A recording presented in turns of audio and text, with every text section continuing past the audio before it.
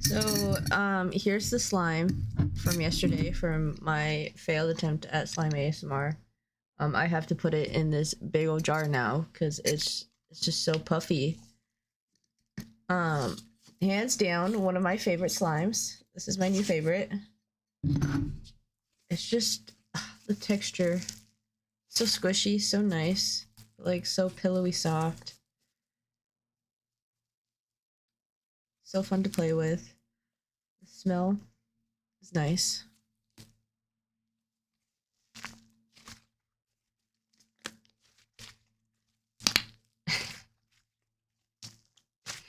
It toots.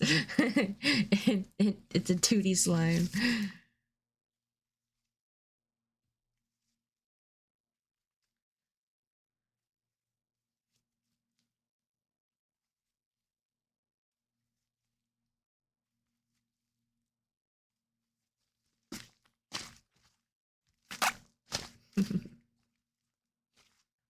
It's so fluffy, I'm gonna die.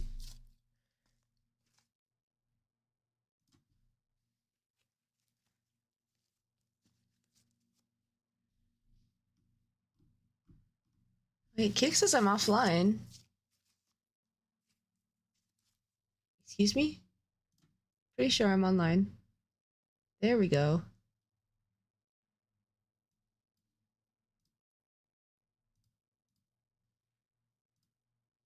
It's like melting in my hand. It's like eating my hand. Oh my gosh. Okay.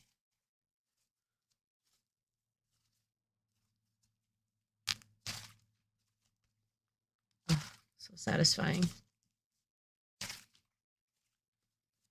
Oh, we lost a charm.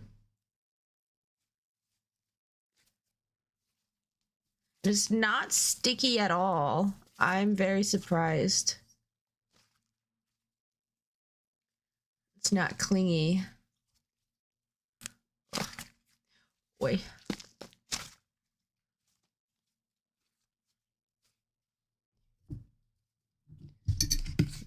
So this one was the one with the giant clay piece. This one's the other one with the little bunny charm. I had to put it in 2 jars.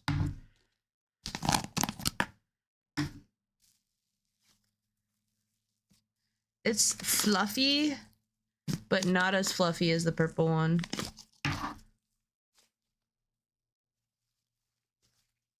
It's more slimy than fluffy. Probably because it doesn't have that much clay in it. But I like it that it has a different texture and it's more farty. More farty.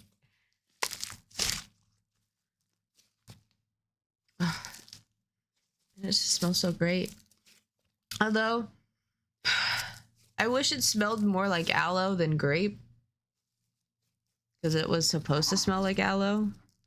But to me, it just smells like grape. But, I mean, it's a good grape smell.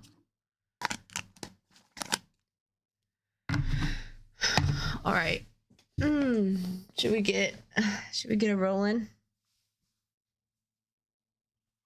This is another one of my new sweaters. It's got fucking thumb holes. Ain't that nice? The thumb holes, though, are a bit small. This is supposed to be a men's sweatshirt, an XL men's sweatshirt. I have tiny thumbs, and it barely fits my thumb comfortably. Not very comfy, but oh well. All right, so we have started. We're gonna move on. So we left off where we need to score and replay. My guy can die, can jump, and if I get smacked, I die. Although those collision boxes are kind of iffy. I was like a foot away from that creep. Oh, no, we touched noses. Oh well. It will do, pig. it will do. So score and replay. In this part, we'll add the score, music playback, and ability to restart the game. We have to keep track of the current score in a variable and display it on the screen using a minimal interface. We will use the text label to do that. In the main scene, so we're not going to create a UI, a separate UI. Okay. So in the main scene, add a new child node control to main and name it user interface. So we click on main, we add child, it's a control node. And we're gonna call it user interface. We will automatically be taking to the 2D screen where you can edit and use the user interface. So we click it. It says we'll automatically be what? Automatically what? That's funny because it doesn't do that, but oh well. Add a labeled node and name it scorer. So label, call it score label.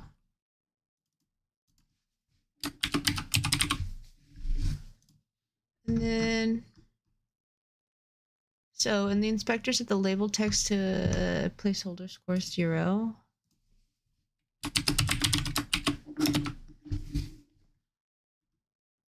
Also, the text is white by default, like our game's background. We need to change its color to see its runtime. Scroll down to theme override and expand colors. All right, so theme overrides, colors, and we'll change the font color. And it's automatically going to be black. So finally click and drag on the text in the viewpoint to move it away from the top left corner. What text?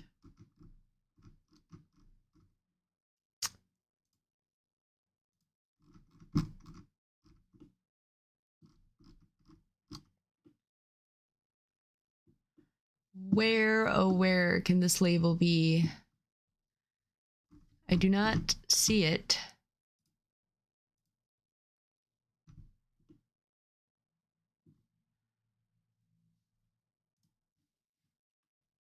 Oh, it's a...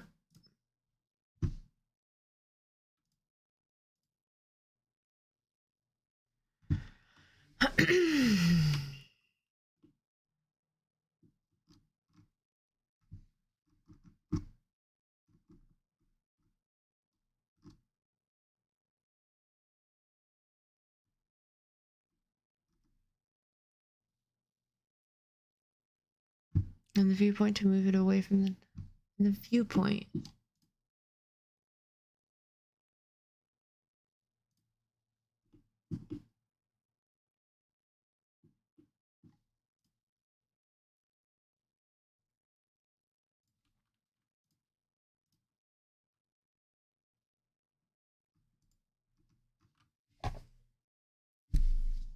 Where is it?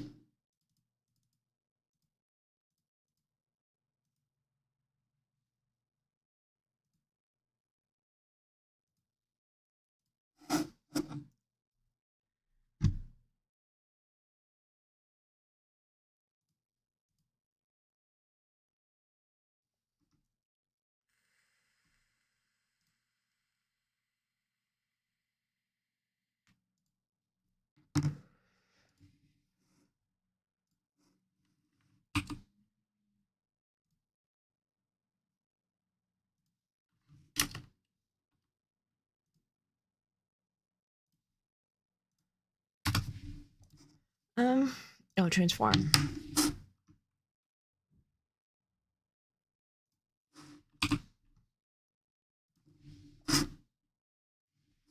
Just because I didn't hit enter. It's okay. Thought that was one way I could move it. Like, why can't I see it? Do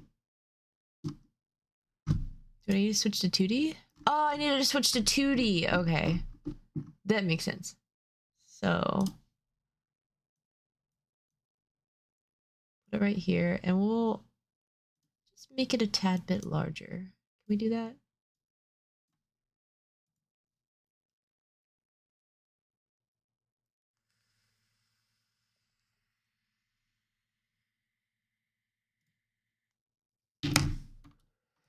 What, I actually liked it touching the corner.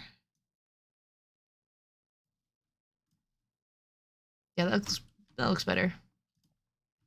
But it's so blurry. Can we like shape up the resolution?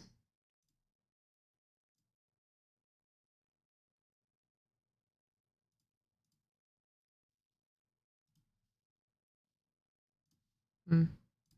All right, we best not fiddle around with stuff that we don't know how to fiddle around with. So, all right. So the user interface node allows us to group your UI in a branch of the scene tree and use.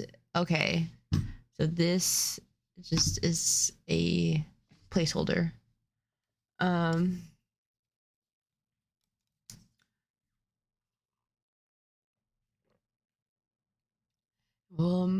Propagate it to all its children. We'll use it to set our game's font.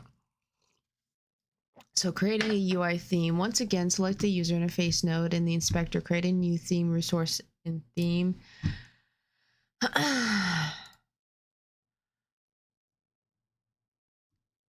So in theme, we go theme, we do a new theme. Click on it to open the theme editor in the bottom panel. Right here. It gives you a preview of how all the built-in UI widgets will look with your theme source. By default, a theme only has one property, the default font.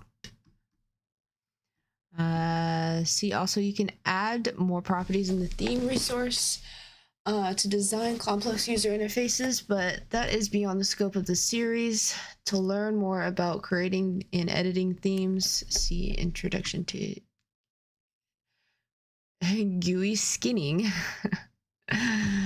This one expects a font file like the one you have on your computer. Two common font files formats are true type font TTF and open type font OTF. In the file system doc, expand the fonts directory and click on the drag the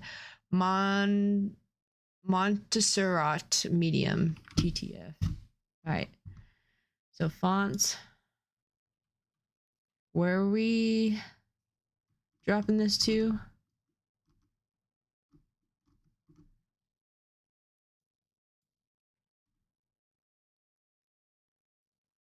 Text edit.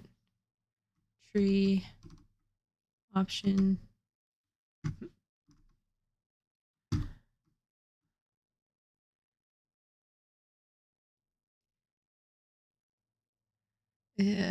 We included the project onto the default font. The text will reappear in the themes. Oh, and the default. Okay, so drag this over here. All right.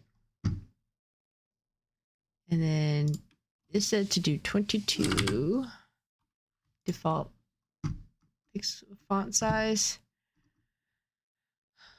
Set the default pixels to increase the text size. Let's work on the score next. So it actually didn't change. That looks like the same font. Can I open this and see? To me, it looks like the same font. Oh well. Let's work on the score next. Attach a new script to the score label to define the score variable. All right, score label. Attach script, score label. Create. Open our scripts. Score label. We create a variable called score. The score should increase by 1 every time we squash a monster. We can use their squash signal to know when that happens. However, because we instantiated monsters from the code, we cannot connect the mob signal to the score label via the editor. Interesting. Instead, we have to make a connection from the code every time we spawn a monster. Open the script main.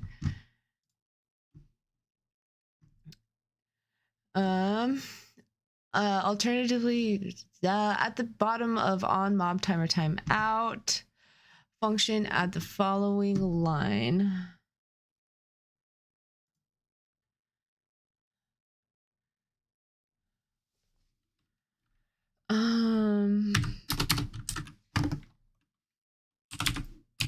Mob dot squashed dot connect user interface score label dot on mob.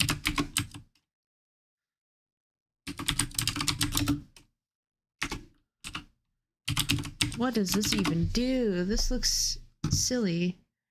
The line means that when the mob emits the squash signal, the score label node will receive it and call the function on mob squashed.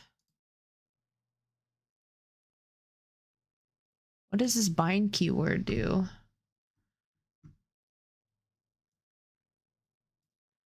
Doesn't say. Head back to the score label script and define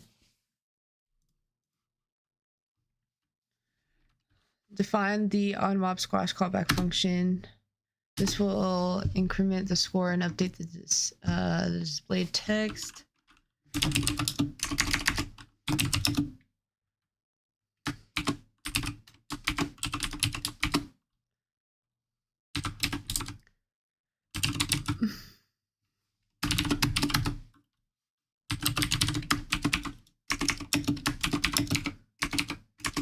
One.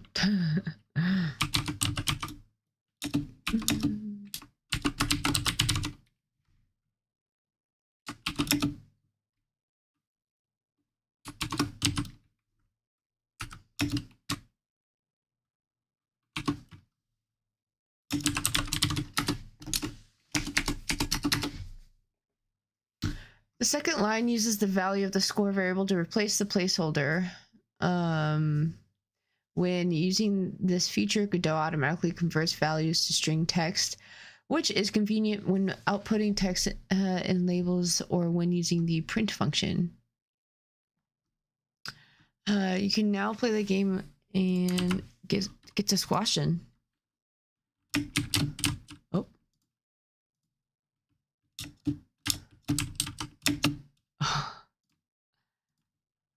Wait, did that give me 2? No, that gave me 1. All right. Oh. Ah!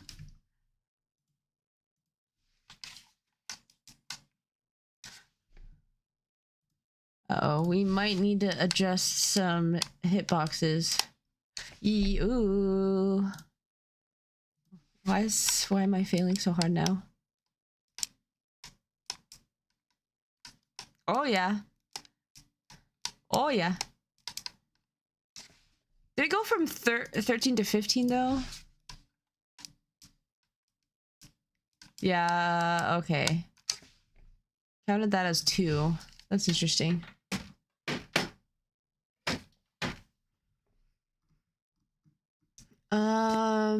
In a complex game, you may want to completely separate your user interface from a game world. In that case, you would not keep track of the score on the label. Instead, you may want to store it in a separate, dedicated object. But when prototyping or when your project is simple, it is fine to keep your code simple. Programming is always a balancing act. Retrying the game.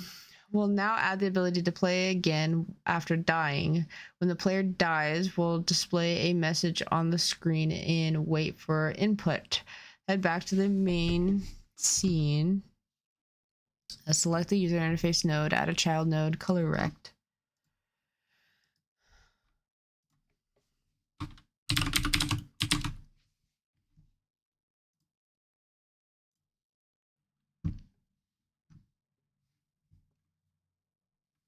And name it retry.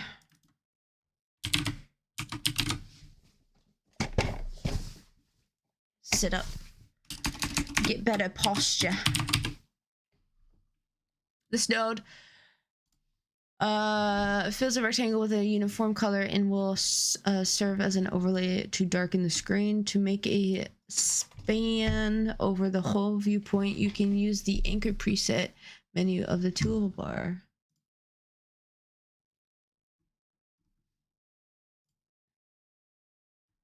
Nothing will happen. Well, almost nothing. Only the 4 green pins move to the corners of the selected box. Really? I don't see any green pins. This is because UI nodes, all the ones with the green icon, work with anchors and margins relative to their parent's bounding box. Here, the user interface node has a small size and the retry one is limited by it. If you say so. Oh, set the current ratio? No.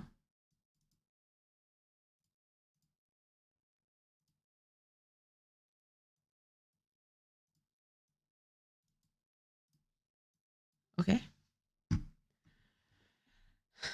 Select the user interface and apply anchor preset. Full rect. All right, so user interface.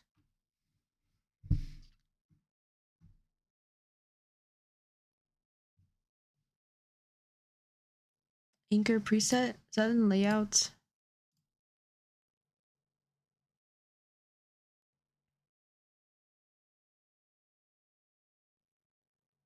Hmm?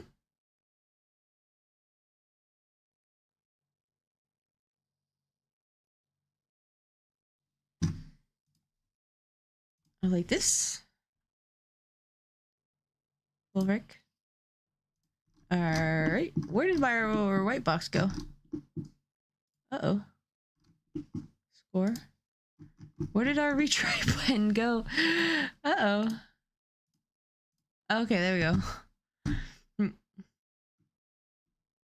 It's a bit large, wouldn't you say?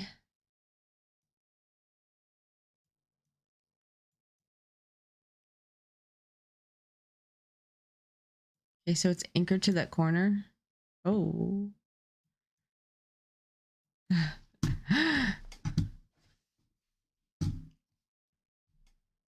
Should now span the whole viewpoint. Okay, so it wanted us to do that. Okay.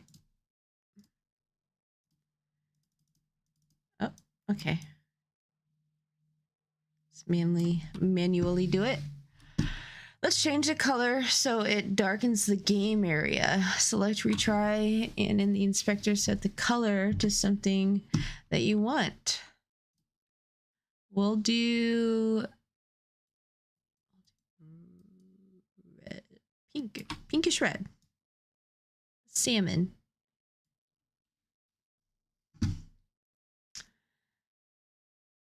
Both, oh, something both dark and transparent. What about dark blue? And transparent? Like all the way transparent?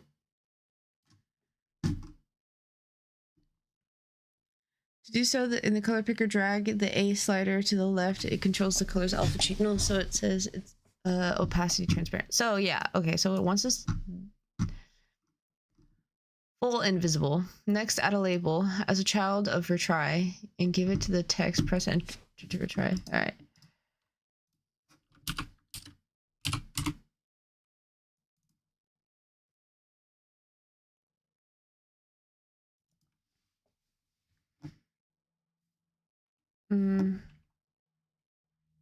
So it doesn't specify the name, but I'll do press enter. And then press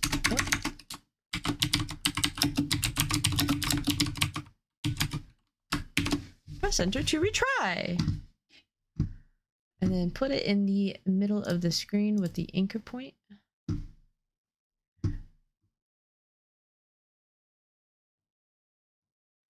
So, and then I want to change the color of text.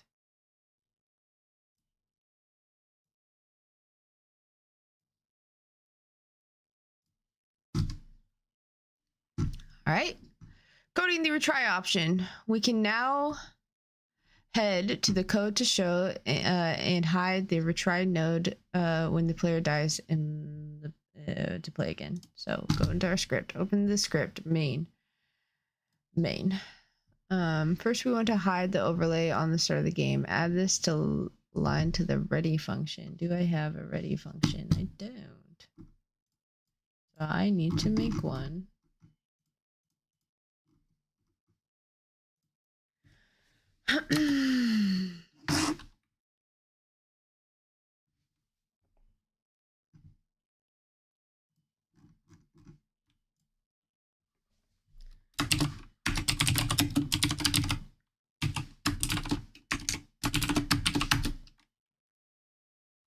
Oh, and they do underscores. That's right.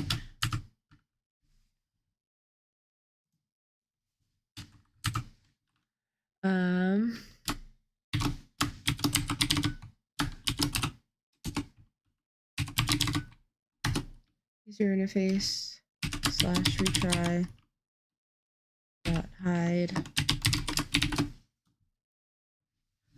Then when the player gets a hit, we show the overlay. On player hit, mob stop, user interface retry.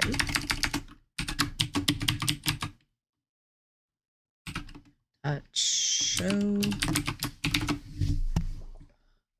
Finally, when the retry node is visible, we need to listen to the player's input and restart the game if you press enter. To do this, we use the built-in unhandled input callback which is triggered on any input. Okay. If the player press the predefined UI accept input action, the retry is visible. We reload the current scene. All right. So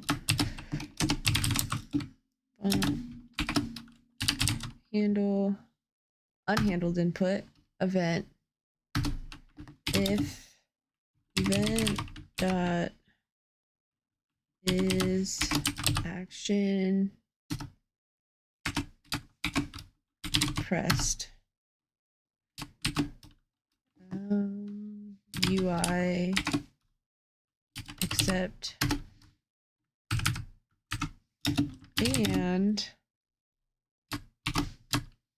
user interface retry. Let me guess, is visible. Visible. Yep. Not visible. Didn't spell that right. Then get tree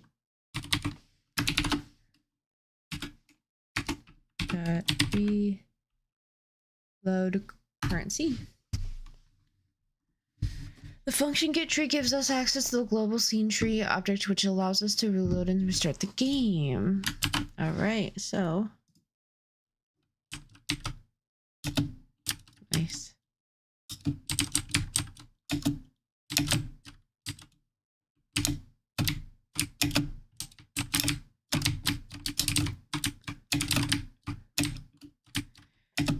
Yeah, the score counter is a bit unpredictable. I wonder why.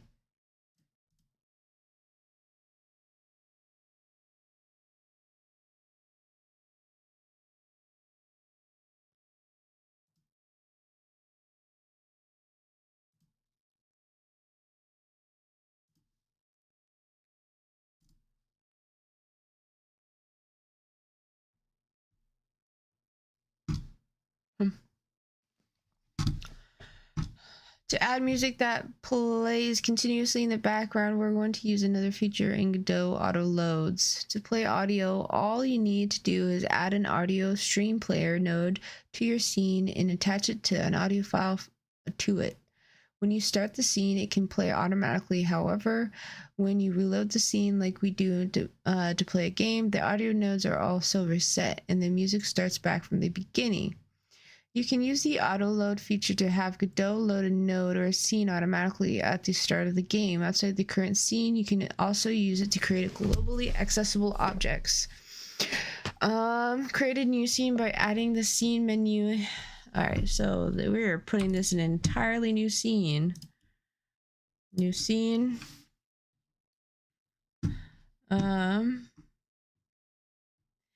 Click on the other node button to create an audio stream player. So audio stream player and rename it to music player.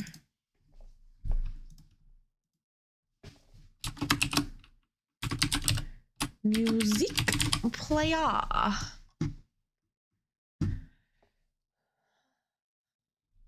We included a music soundtrack in the art directory, house in a forest loop. Click and drag it into the stream property in the inspector.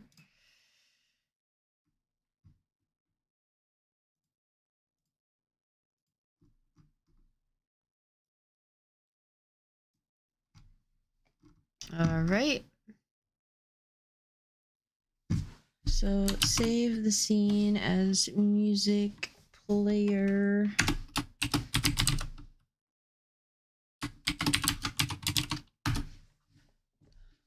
Then click the add button on the right to register a node.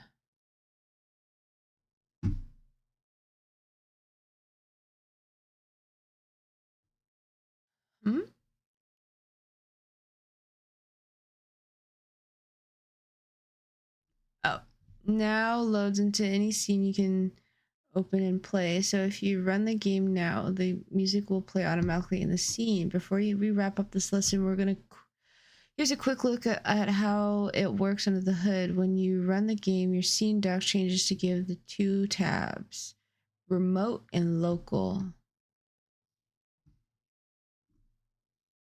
I don't have that on here. They're showing something that should be a little menu right here. This is remote and local. The remote tab allows you. Is there anything over here that does that? I guess this is important. The remote tab allows you to visualize the node tree of your running game. There you will see the main node and everything the scene contains in instantiated mobs at the bottom. At the top of the auto load music player and a root node, which is the game's viewpoint, and then does it lesson. All right, so the lesson's over. I don't hear music. That's probably because my music may be playing. Or we have the volume set to like 0. Is that why?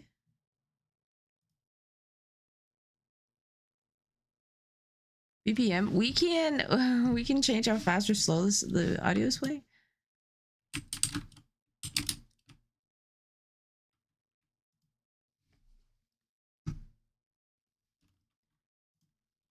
Oh. That okay, remote and local pops up only when you're playing the game.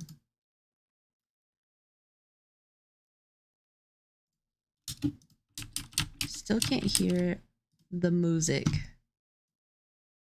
I should pop up the volume maybe.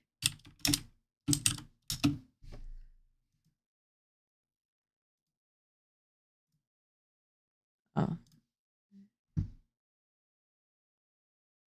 Autoplay?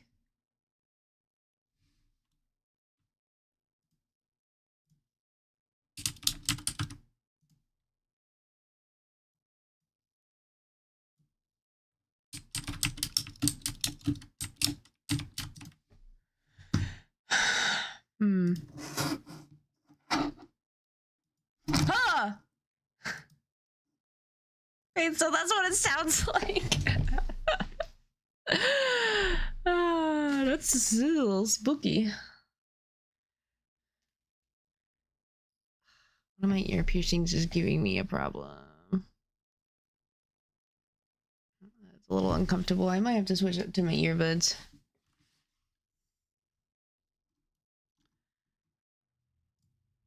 Okay, well, it's not playing how I want it to play.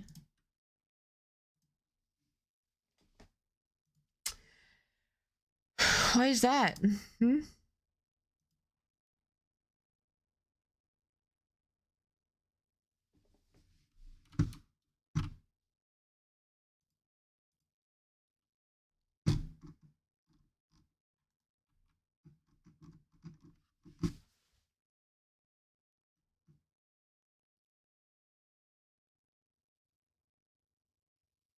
I'm gonna just take this out because it's actually bothering me.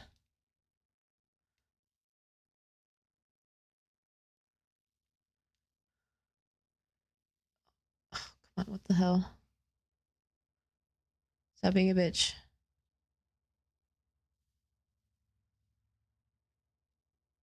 I don't know which ball do I need to be twisting.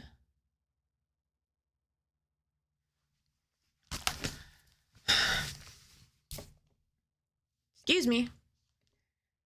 Can you remove thyself from my body? Are you stuck?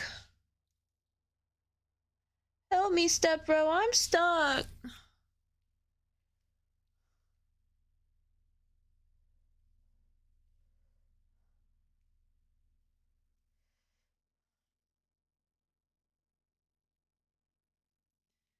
Well, guess I'm gonna have to get some pliers.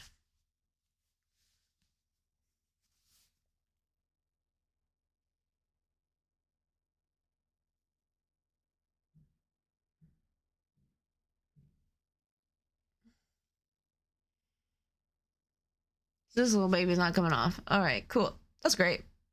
We love that.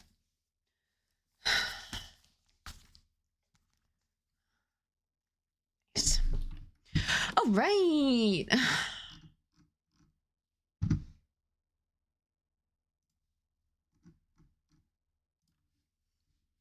So now to character animations.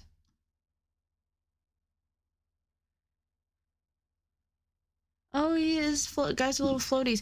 But actually, before we move on, I want to fix the collision boxes for these fools. Let's get rid of, I just need a single view, thank you. Okay, so we're going to take the whole mob and raise it off the floor. It's like it's in the floor. It does not need to be in the floor. Nope, not bottom, I need left.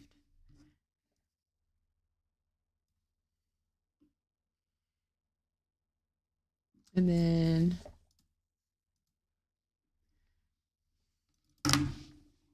I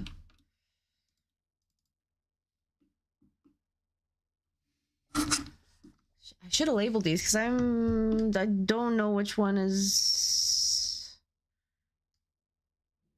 for what's a visible on-screen notifier. What are we doing with the visible? Do we call it anywhere? Yeah, we do. Cue free. Okay, so oh, this is for if they leave the screen. So actually, shoot.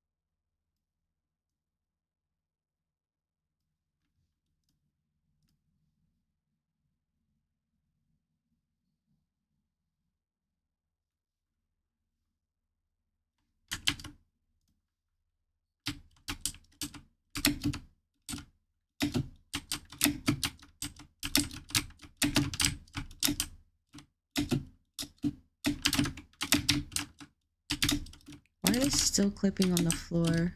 And why are they angled now?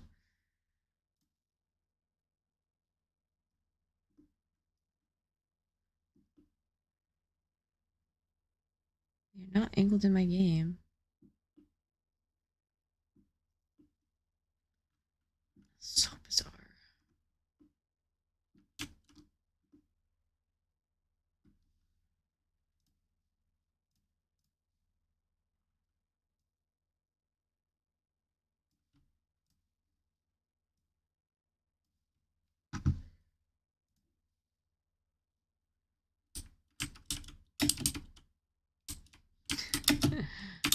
Why are they clipping? I wonder if that has something to do with my camera.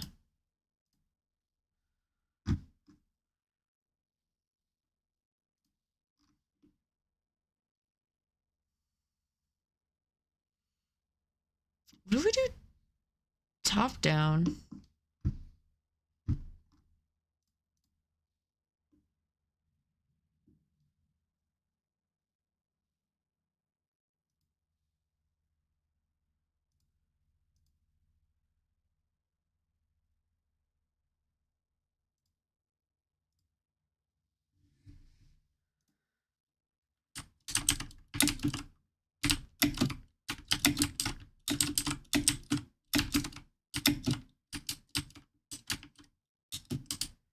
No, they're still angled. But I kind of like this view better.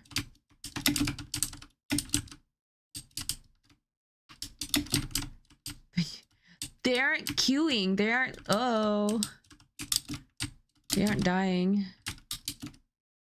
Were they supposed to?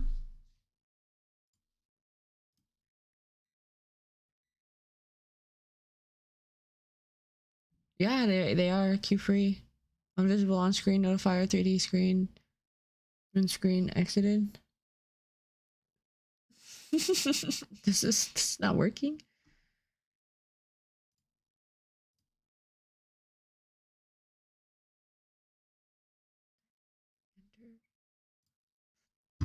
What's that one?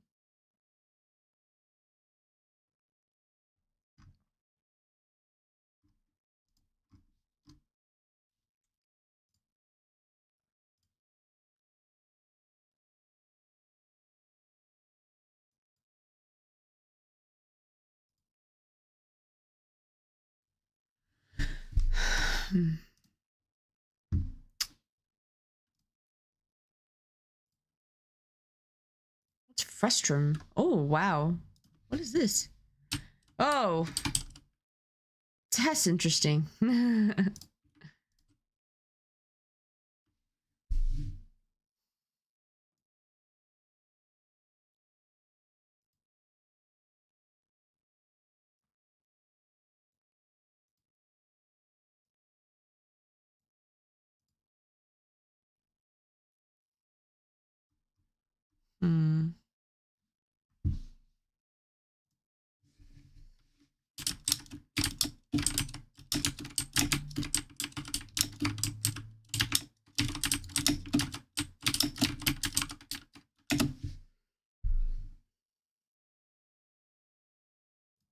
Okay.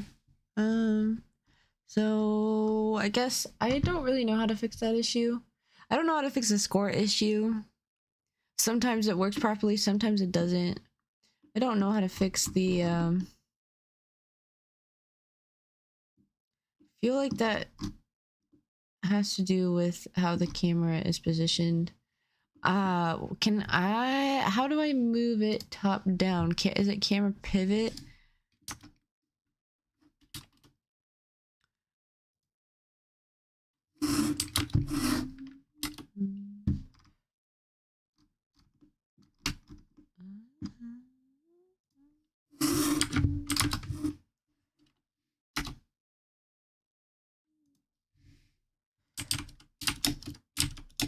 Oh, but I can't see my character jumping.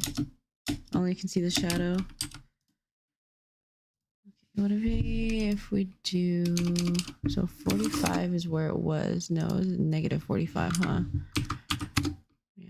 What if we do negative 60.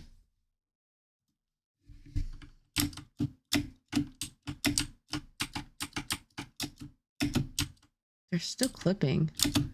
That's so weird. Like, I wouldn't imagine my camera having to do with anything with that kind of visual, but I guess it does. I don't know how games work.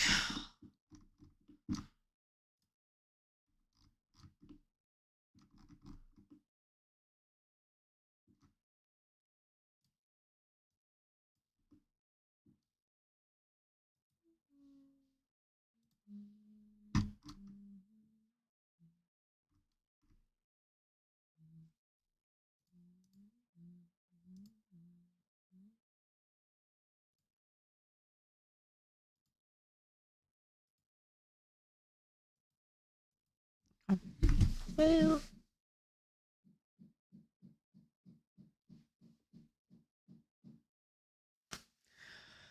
someone's hammering away. All right, let's focus on camera or character animation. In this final lesson, we'll use Godot built-in animation tool to make our characters flow and flap. You'll learn to design animations in the editor and use code to make the game feel alive. We'll start with the introduction using an animation editor. Use the animation editor. The engine comes with tools to author animations in the editor. You can then use the code to play and control them in runtime. Open the player scene, select the player node, and add a child. So player scene, select the player. We're going to add a child that's called animation player.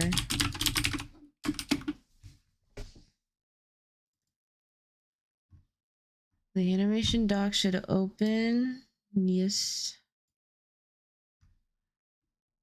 It features a toolbar in the animation drop-down menu at the top, a track editor in the middle that's currently empty, and a filter, snap, zoom, and options in the bottom. All right. Click on animation in the new. This one will be called float.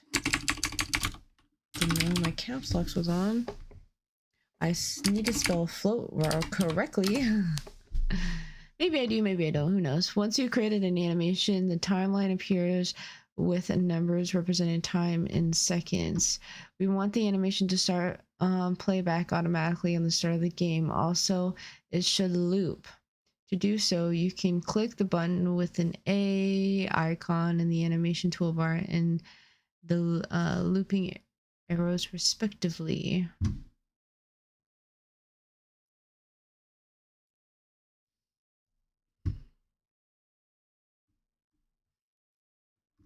Okay. So loop. That's looping. Autoplay on load. Animation looping. You can also pin the animation editor by clicking the pin icon to the top right. This prevents it from folding when you click on the viewpoint and deselect the nodes. Aha. So it doesn't go away if I do I guess something else, because it's still here. Set the animation duration to 1.2 seconds in the top right of the dock.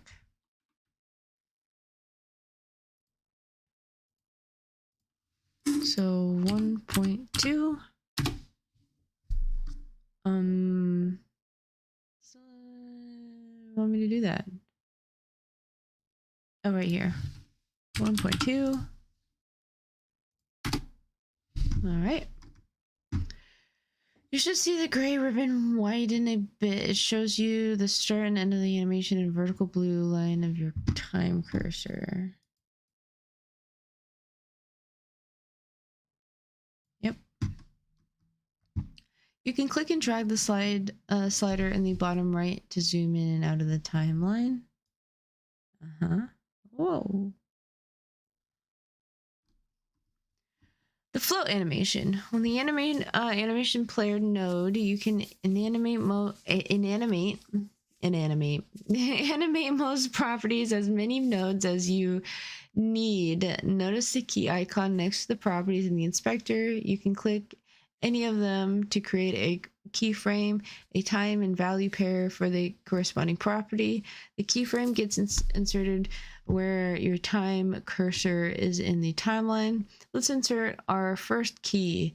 Here we'll animate both of the position and the rotation of the character node. Select the character and in the inspector, expand the transform section. Select the character, transform. Click the key icon next to the position and rotation. For this tutorial, just create reset tracks, which is the default choice. All right. And then I guess for its rotation too, position and rotation. You can click and drag the diamonds to move them in time. Move the position key to 0.2 seconds and the rotation key to 0.1 second.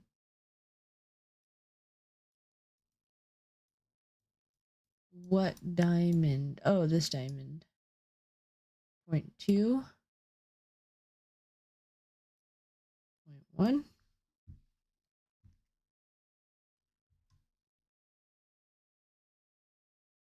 On there, it looks like they did this. So I will be following in their footsteps.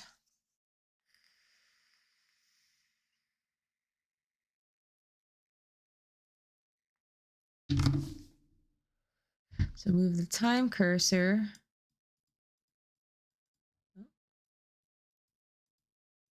to 0.5. In the inspector, set the position y-axis to 65 meters in the rotation axis. So in the character, we will set this to 0.65, and then we'll set this to 8.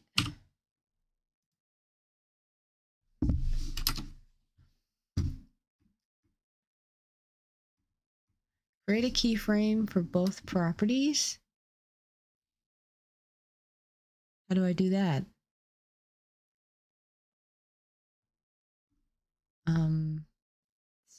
How do I do that? Oh, no. Oh, okay. So I need to do that again. So 0.65.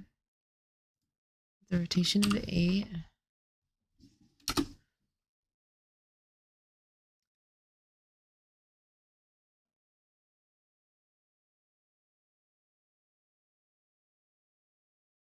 Update mode.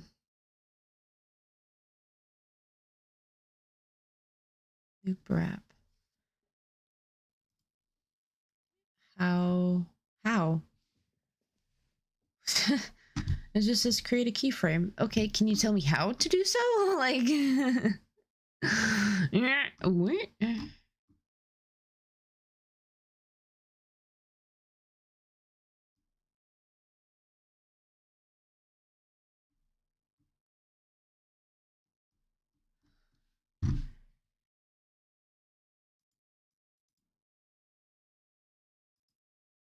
oh, insert key. Oh, now move the position keyframe to 7 by dragging on the timeline.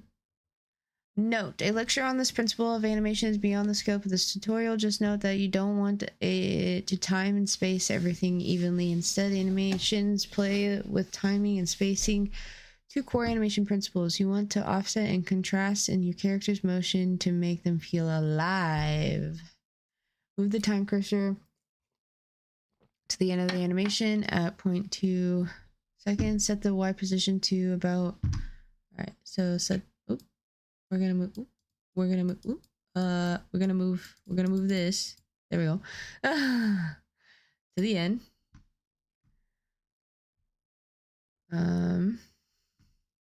Set the character's Y position roughly about 30.35, and its x about negative in the rotation, right? Yeah, -9 in the rotation.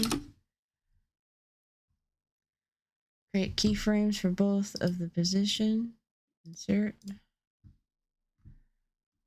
You can preview these results by clicking the play button. Let's see. Oh, look at it, a little floaty. It's just swimming. It's just doing a little swim and doing a little happy dance. Living its life.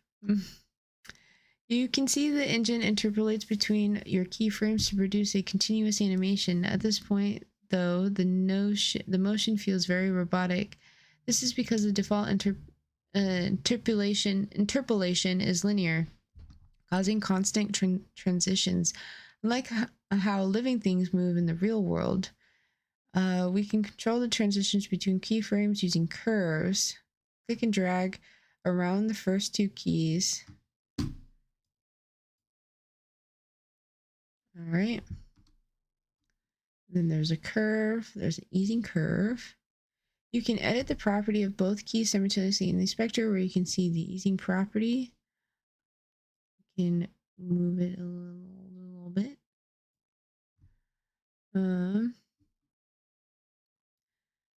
So play the animation again to see the difference.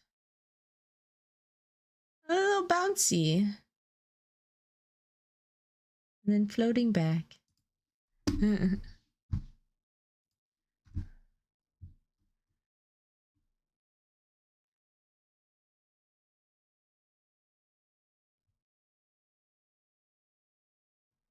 So apply an ease out to the second keyframe in the rotation track.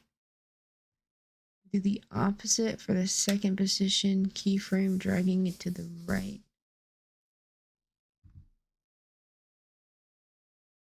So these ones?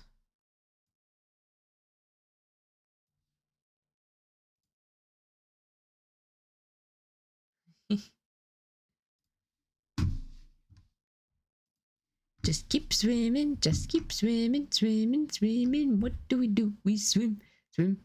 All right.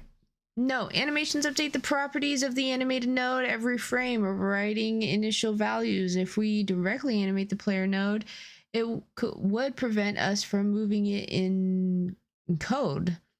This is where the pivot node comes in handy. Even though we animated the character, we can still move and rotate the pivot and player and layer changes on top of the animation. Okay, so once you animate it, if you animate a character doing this, you can't change it unless you have a pivot. Can't change its rotation. Oh, the ball is coming out. Oh, I was rotating it the wrong way. Take this bad boy out because you're hurting me. You don't feel comfortable. Oh, that feels much relief.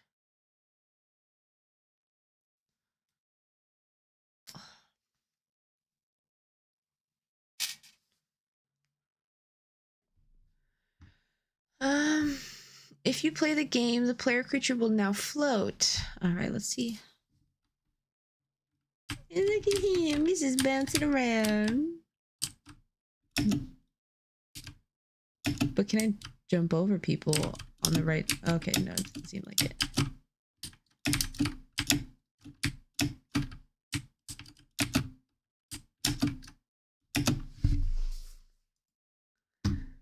Nice.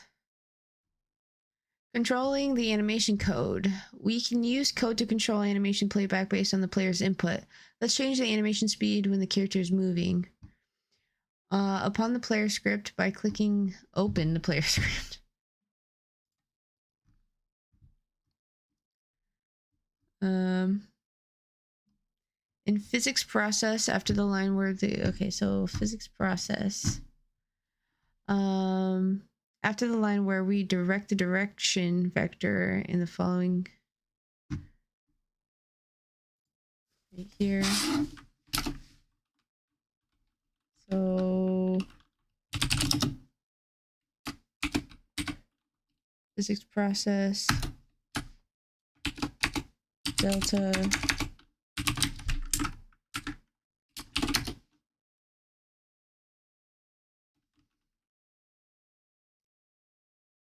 wait, ooh. Okay, so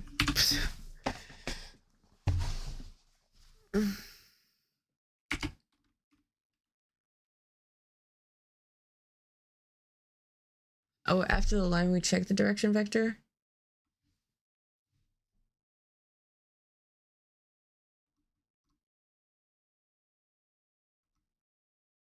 It would be right here. So if direction does not equal vector 3 dot 0, so if we are not moving,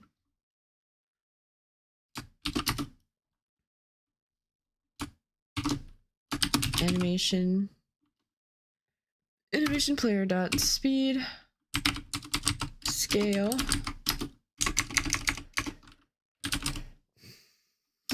equals 4. And then else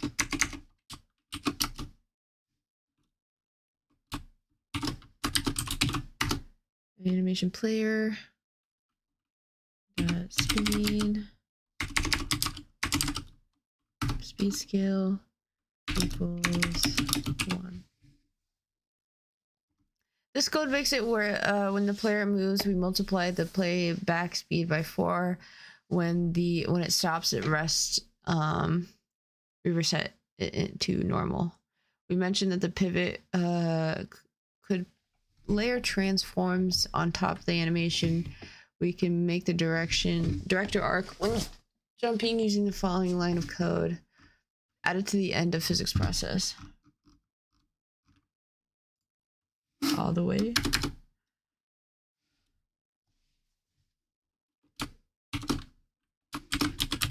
Pivot dot rotation dot x equals pi divided by 6 times velocity dot y divided by jump impulse. So with this,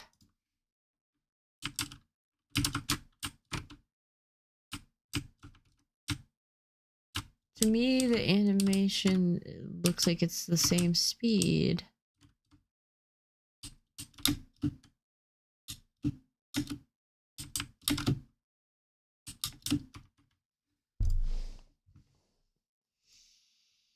And we still have the same warnings.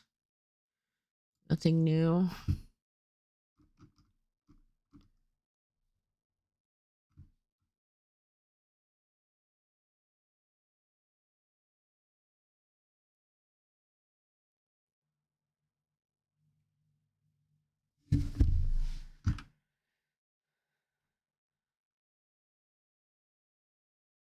How do those shadows work? Good question. Is it main?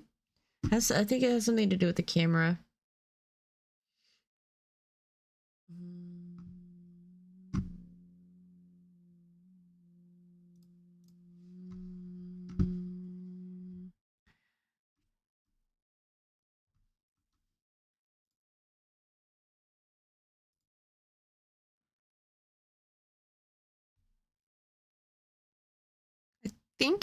Yes, I think it auto makes shadows. I remember in this tutorial they did specify something about shadows, but that was last week, so I don't remember exactly. Directional light. Directional light. It's a node that you can use. My shadows are enabled. Lost knowledge. I just remembered. And it's attached to main. It's not attached to anything else. No other nodes besides main. And then it gives me shadows. I also, that is the light. So it's an actual in-game object, and I can move it to produce other types of shadows. Although it doesn't look, it still looks like it's top down. Yeah, that's a bit strange.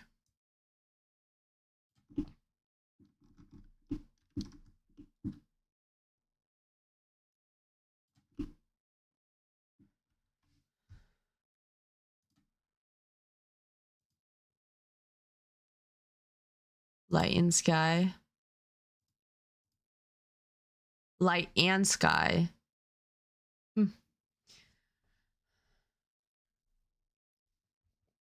Yeah, no problem.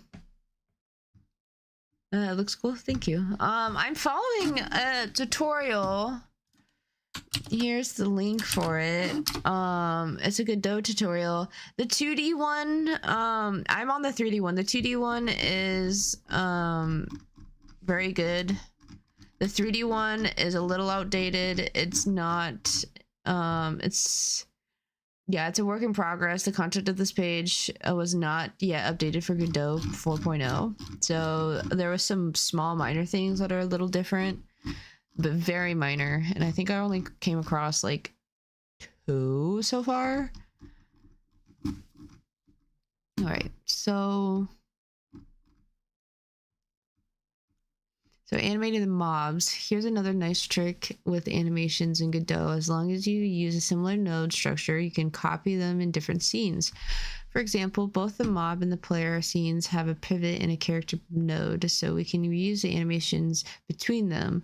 Open the player scene, select the animation player node, and open the float animation. So player scene, we're going to animation player, where open the float animation. Open it right here. Float, right? Next, click on animation copy.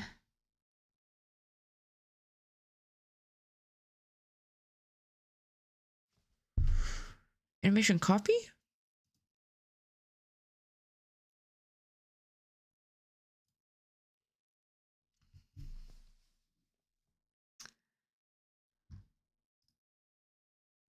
I right click on it? Copy? No, that's probably not the same thing. Animation, manage animation, maybe in manage, float, save, copy animation to clipboard. Okay. Then open mob. Create an animation player child node and select. So, oh, it's already there. Perfect. And select it. Click animation paste, and it should make. I don't see new. Technically, it's not new though. Click animation, then paste, and make sure that the button with an A+ icon, autoplay and load, is on.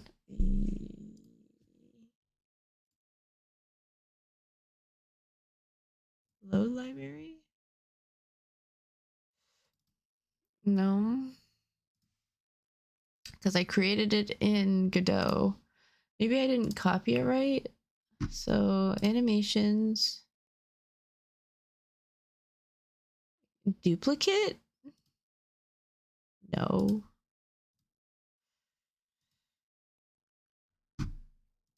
Float. I want to copy it.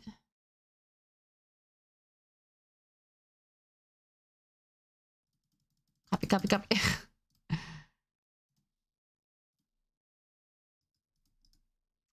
Yeah, it's not giving me any paste option. So, okay, we ran into another issue. I see. I don't let my don't let me distract you.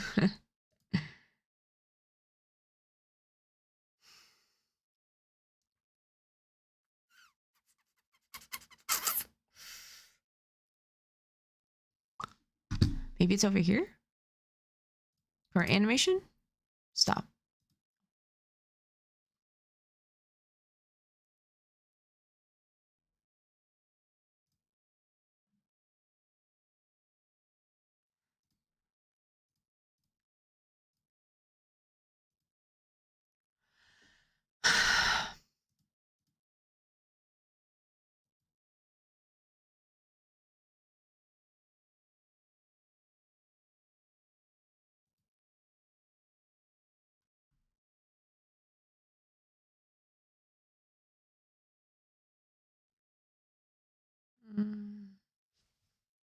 Wait, animation's not saved anywhere in here. Cool.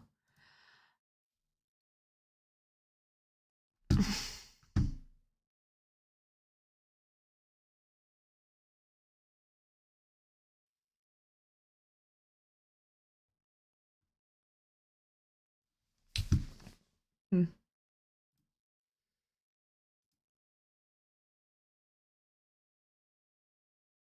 You know what? I'm just gonna try to duplicate it and see what happens.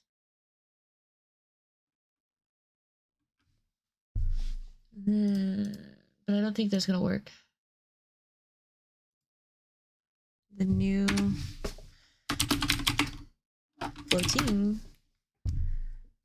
Okay.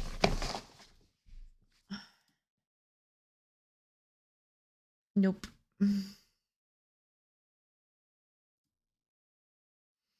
Hmm.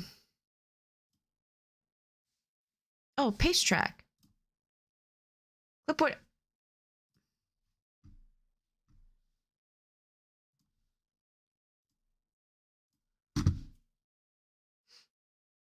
I can get rid of float 2, copy and paste float 1, go into mob. Go into mob. Uh-oh. I haven't saved in a while. I haven't saved in a while. I have not saved at the start of the stream. Since the start of the stream. It's been an hour and 13 minutes of progress. Am I about to crash? Is Godot about to crash? No, it's not. It's not. We're fine. We're fine. We're okay. We're okay. What is going on?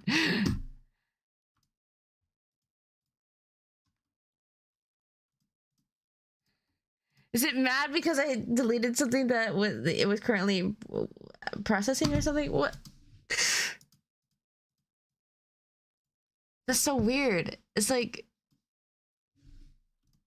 I can't do anything. But it doesn't seem like it's crashing.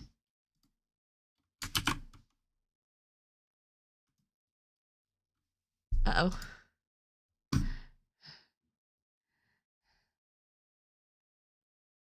I haven't saved in 3 days. What are you working on? I don't know what to do. Should I just click this big red button? Uh-oh. That doesn't look good. I don't know, but I don't want to click the big red button.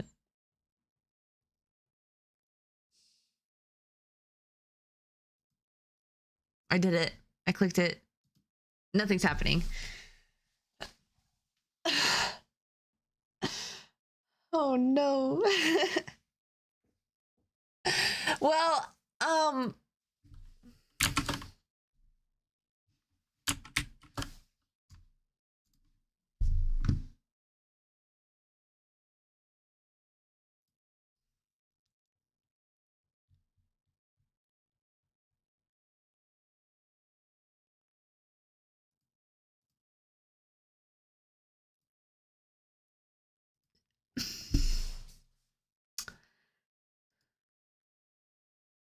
I want to end task. Second games mostly on some obscure game engine that you build yourself. That's impressive. Oh, and thank you for the follow. I appreciate that. All right. Well, it's trying to figure out what it wants to do. I'm gonna go pee. I have to go pee, so I will be back. Do a little break. Get stretching on. Oh, make sure to move that body of yours before it gets all old and decrepit.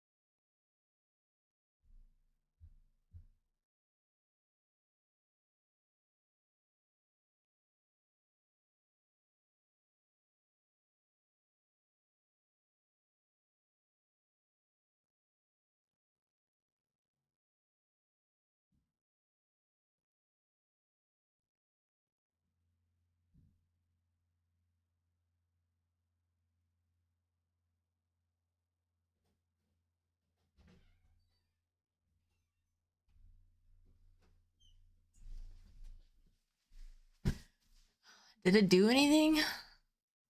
Oh boy. Oh boy.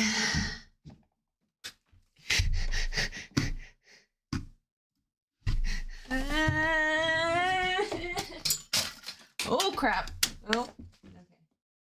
I was gonna get tingled for a second. Alright,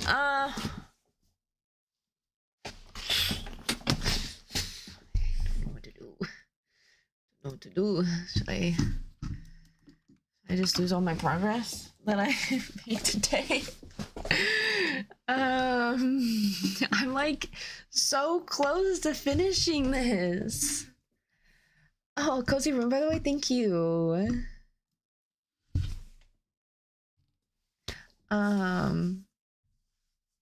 Overwatch or OW? What does OW mean? I'm not hip with the lingo. No, some engine that's way too old, but I am too lazy to switch. Maybe Godot's way forward. I'm curious to know what this engine is called. No. Is it the one that Bethesda uses? Oh, you can see all my slimes. I'm addicted to slime now. You can see my my fake Louis Vuittons. Because I am too broke. I am not made of money. Anyways, okay, so I guess we'll just have to end task.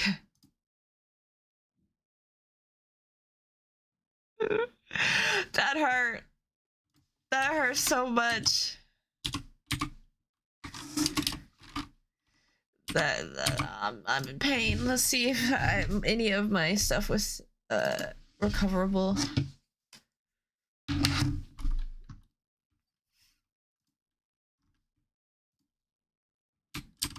Oh, okay. I didn't didn't lose any work. Nice. Bet. The greatest feeling ever.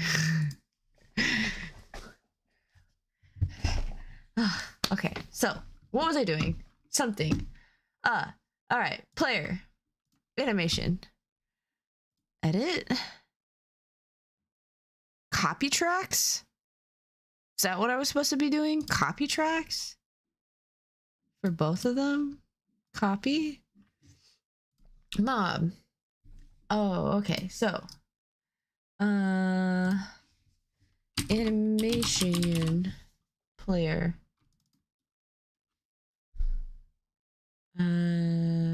Okay, so I can't edit unless I create an animation. So new, we'll call this mob float. We'll go here. We'll do paste tracks. Doesn't save the keyframes. Why? So that's not exactly what I wanted.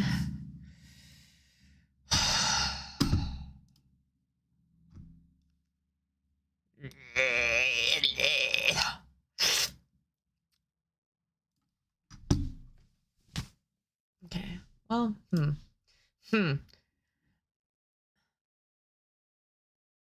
Oh, it's because I was on the... Oh, okay. That's why. So, copy tracks.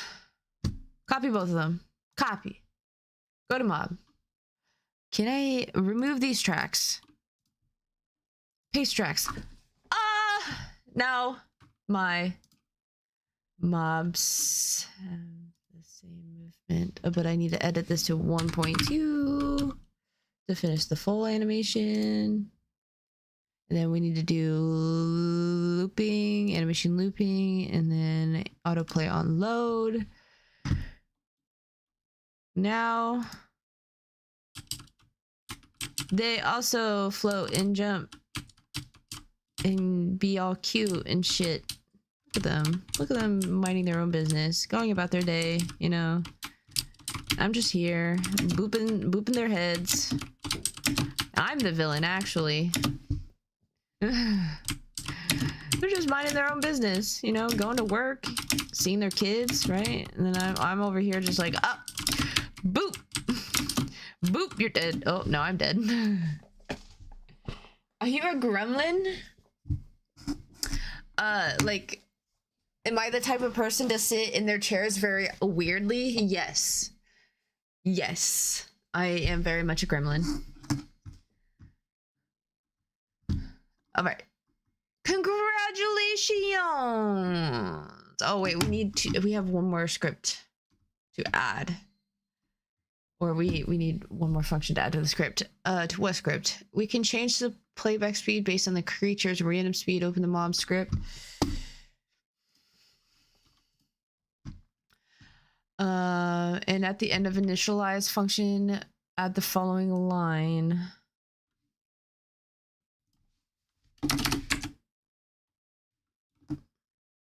Oh, inside on initialize.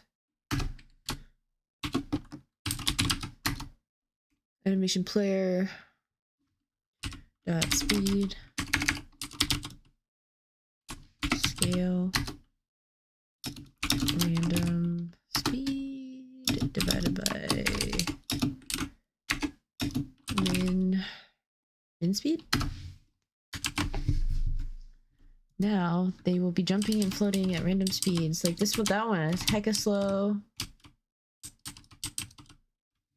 Wait a minute. Wait a darn minute. They all kind of look like they are having the same animation speed. Much like me, who is supposed to... Are my animations faster when I move? You know, I bet it would be easier to detect that if I do this.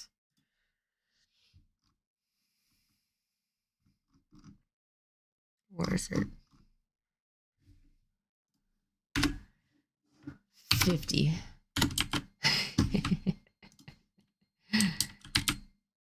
Yeah, no. I should be hopping up and down every time I move. But no, it's like the same speed as my idol.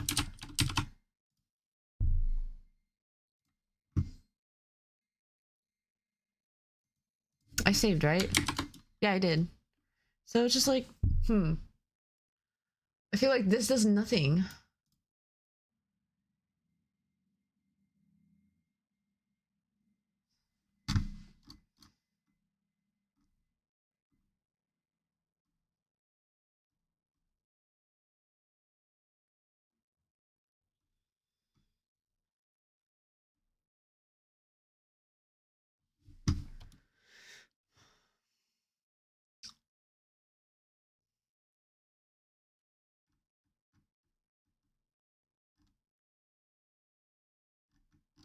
Hold on. Wait a minute.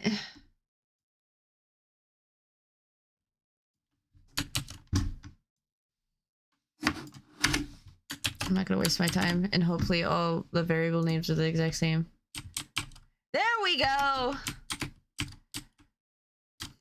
Hop, hop, hop, hop, hop, hop, hop, hop, hop, hop, hop, hop. Idle. Hop, hop, hop, hop, hop, hop, hop, hop, hop, hop, hop. Idle. Hop, hop, hop, hop, hop.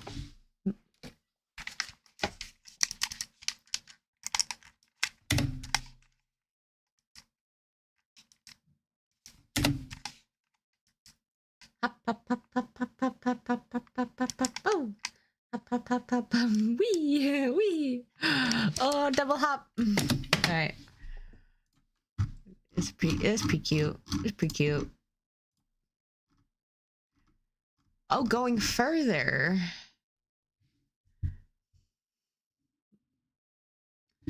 Me too.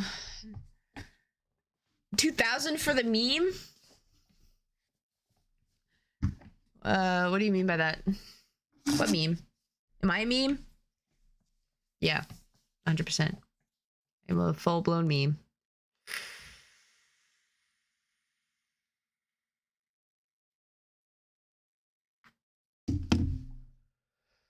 All right, so you can pat yourself on the back for having completed your first 3D game with Godot. In this series, we went over a wide range of techniques and editor features. Hopefully, you witnessed how intuitive Godot's scene system can be and learned a few tricks you can apply to in your projects. But we just scratched the surface. Godot has a lot more in store for us to... Here, read along with me. To save time creating games, and you can learn all by browsing your documentation.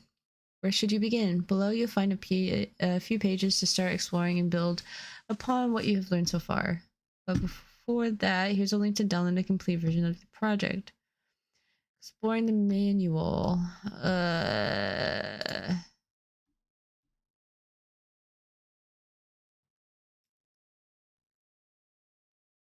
When you use scene versus script. Oh, it's a bunch of reading. Oh, I love reading so much.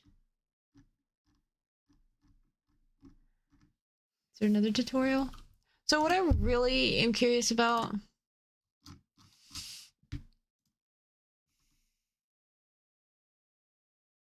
is how to do... If only I had Unity to show. I uninstalled Unity. But how I had things... I had a prototype of my game in Unity where... can I actually run it without the engine? No, I don't think so. Because it's not built yet. I didn't build it yet. But... wanted to test something out. Show. I don't know if I can though.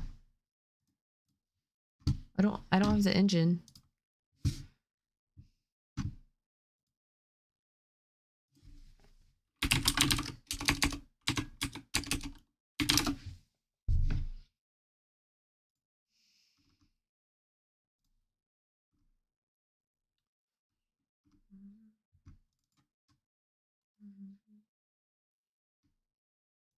Hallway test?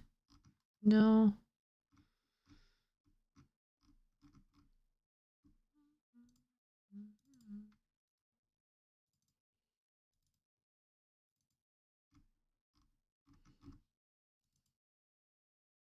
Yeah.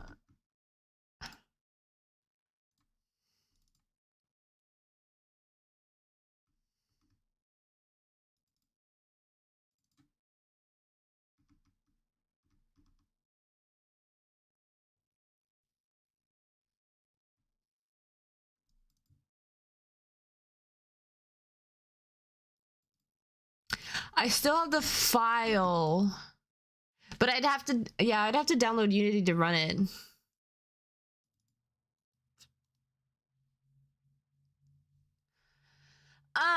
But good thing I stream on YouTube as well, because I have a video of it somewhere. I streamed me doing it.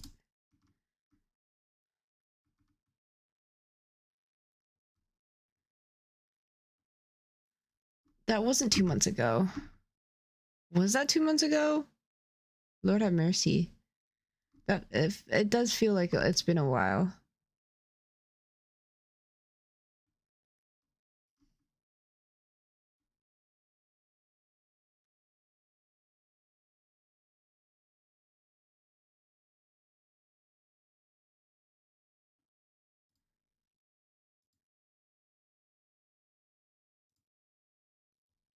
Oh, here it is. So you can use a 3D environment essentially, right, to do this kind of stuff.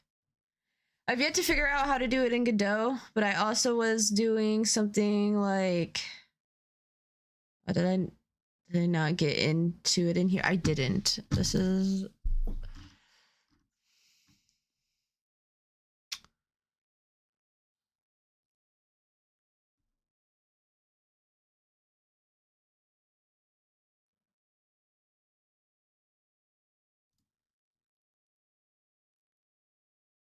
oh, this is the one I was looking at. Oh, here. So I created this little map, right, with just 2D planes, right, 2D images, but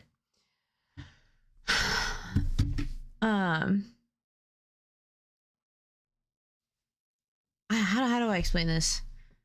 How long have you been doing this? Trying to make my game? About a year now. I've been kind of working on it, very like part-time, like 10 hours a week. Not even that, like maybe 8 hours a week, 4 to 8. I even have problems doing this with Unity. You'll see that it clips a little bit, which makes no sense. Like you see that it just disappears and then pops back up.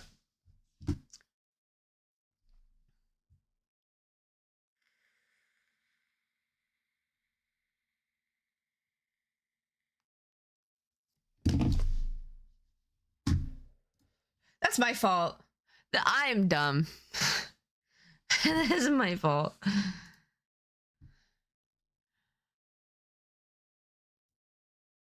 So I essentially drew these images, these 2D images. I aligned them in such a way where they could potentially create like a 3D image.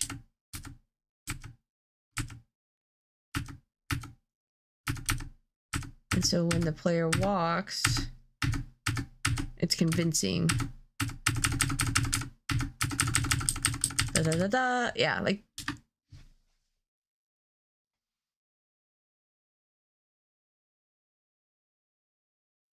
with a using an orthogonal camera.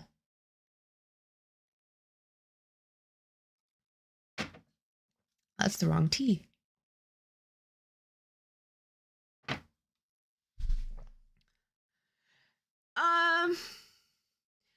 I mean, how I had it in my head, kinda, yeah. But it might be too difficult to do this in Godot. It might not even be possible to do this in Godot. I just have a hard time wrapping my head around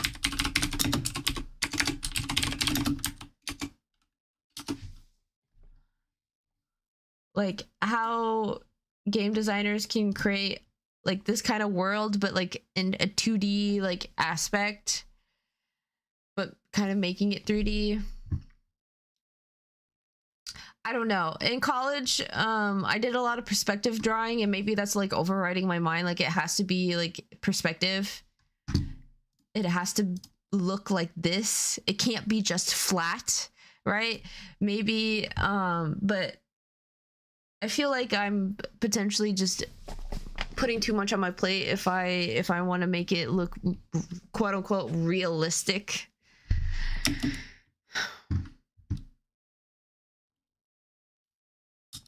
But yeah.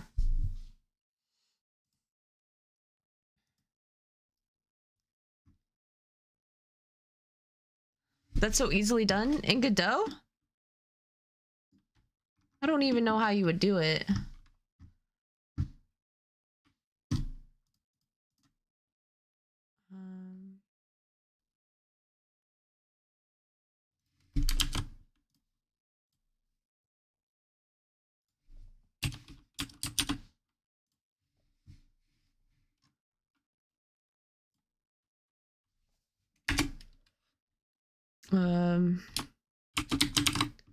Testing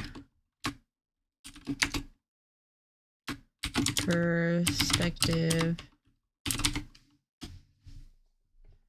Let's just do forward.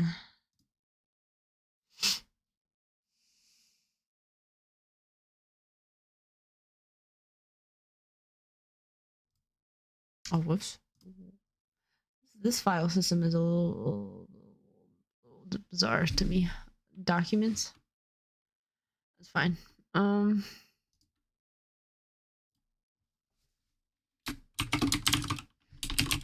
Testing purposes.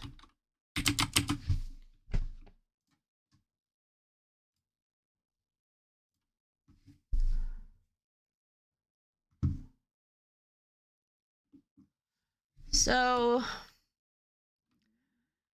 I would imagine you want a 3D scene on how, to what my knowledge of Godot is. And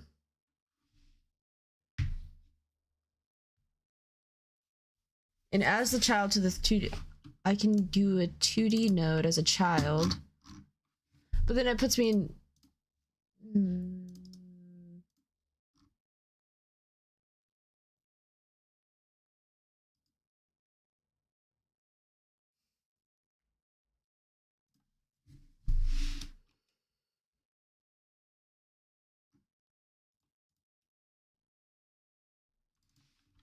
Canvas layer.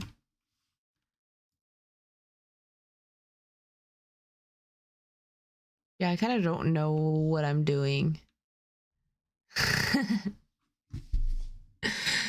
Maybe I can try Googling my problem.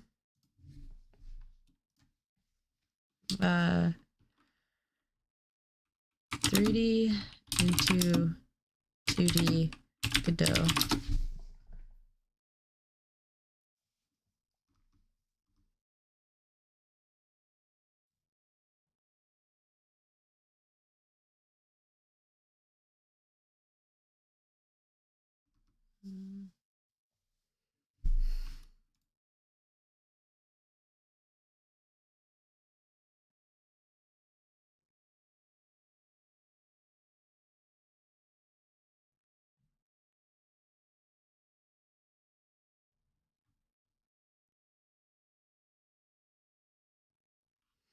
A viewport object inside the 3D scene. So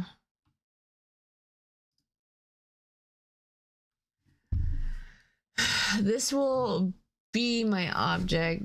Oh, yeah, I'm okay. No, before I overwhelm myself, I don't want to save. Actually, don't save.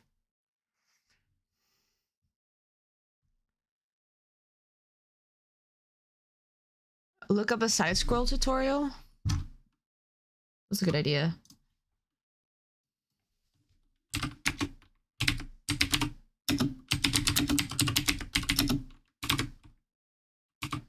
And we're in Godot 4.1.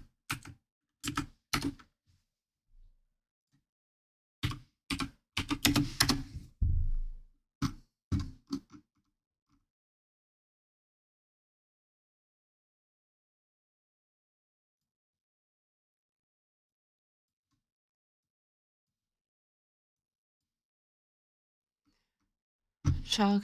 No. Documentation.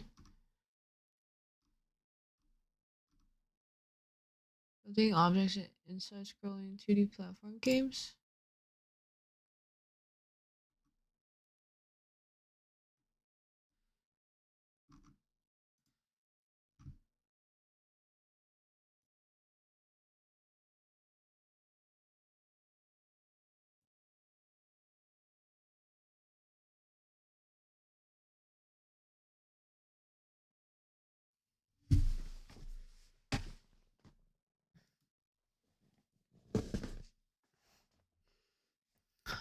Layers. Okay.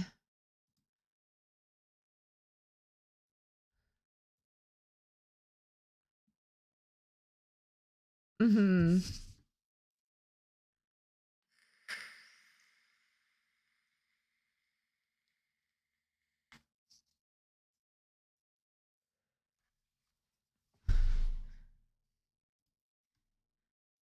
Here, do you want to listen to this as well?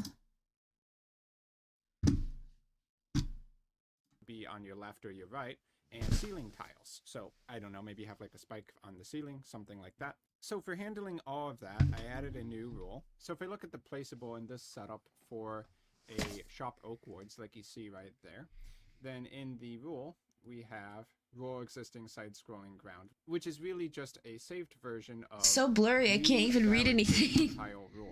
So when you want to check the tiles in a certain area that they have a custom data set to the desired value, then that would be when you use this rule, valid placement tile rule. So if you want to check if the ground under you is set buildable to true, you can do that with this rule. This is not exactly what I'm looking for. Make an endless runner in Godot.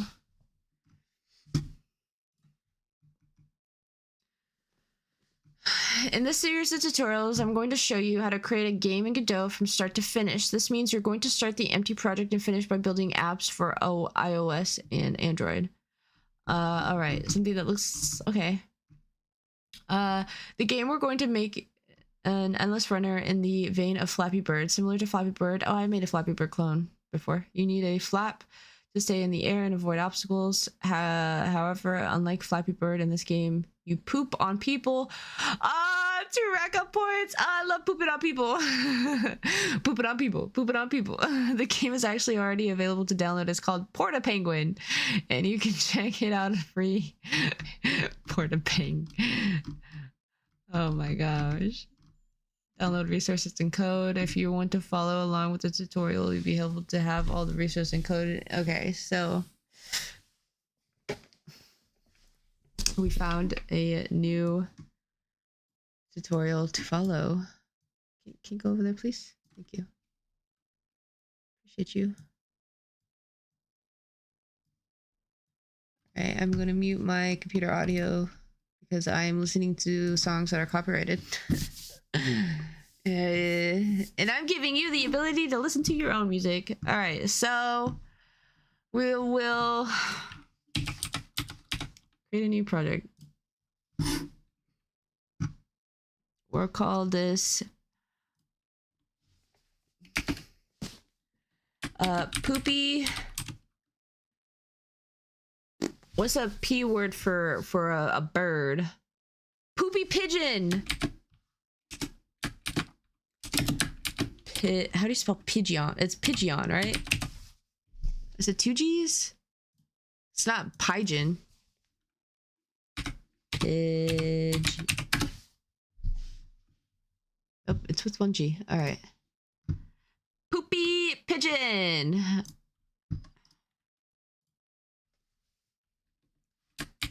Poopy pigeon.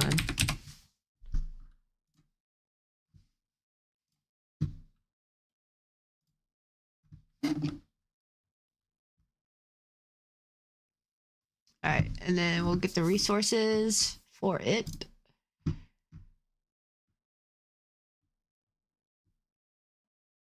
I just want the assets, right?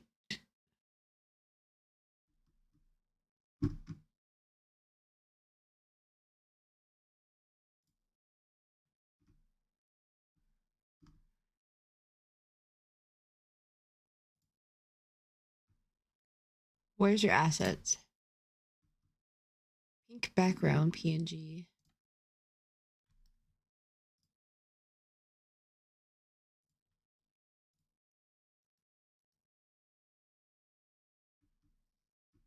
Is that the only asset? Is it just the background?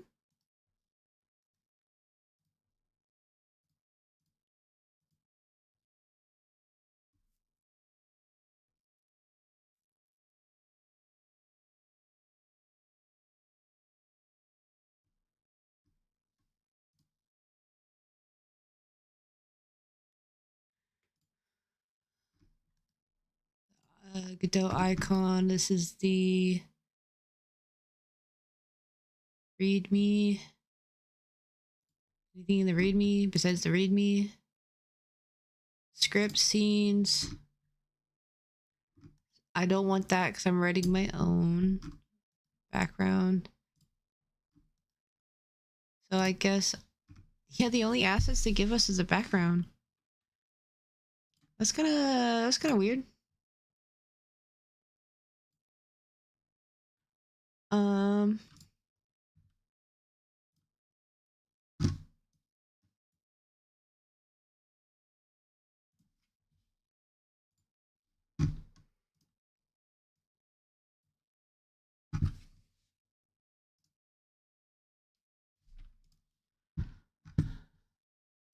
All right. So create a new project. Already did that. Cool.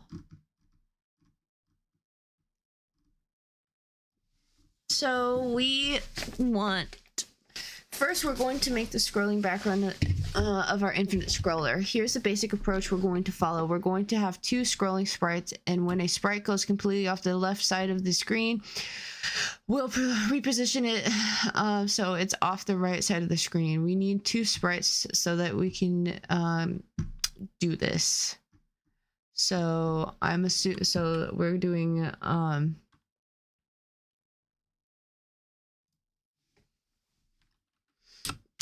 node 2D with the children also being sprite 2D background 1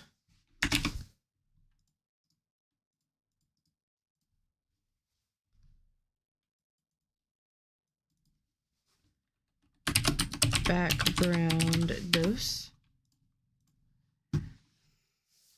And in the texture, we'll drop in the background image. All right. As you can see, we have note the sprite nodes we meant to display textures, which makes it them perfect for our goal to display a couple of backgrounds. The next thing we'll do is drag the pink background file onto the texture field. Yep, already did that. Then we'll uncheck the centered field and adjust the scale to 10 for each sprite. So off of the center.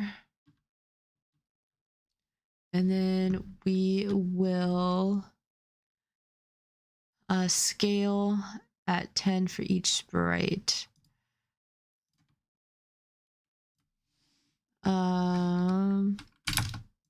10 for X and Y, I'm assuming.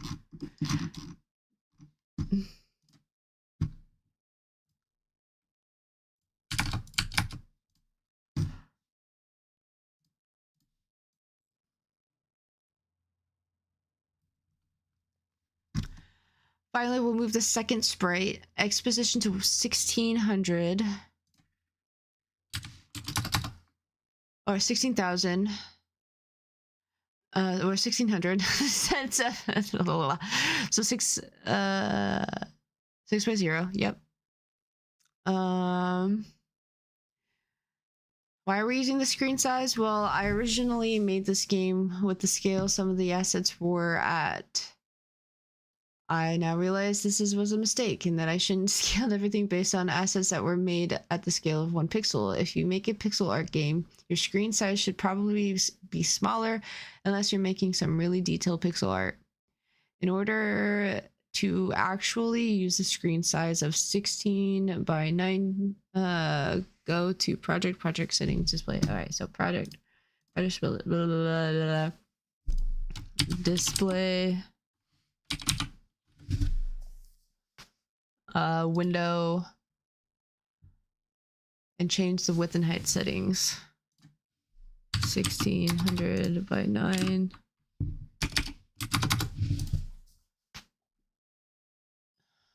Close. At that point, you should be able to use your Command B hotkey and see a static background that is not cut off. All right, so we will play.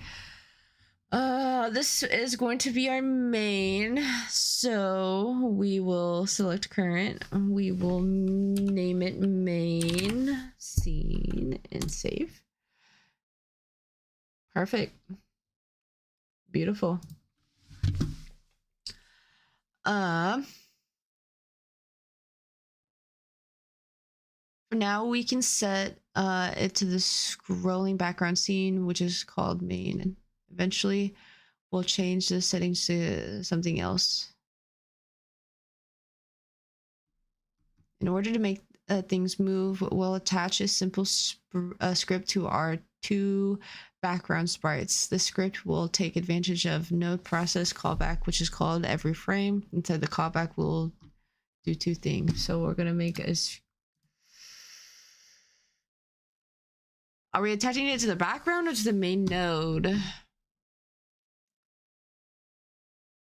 No, it says scripts to the background. What do we call it?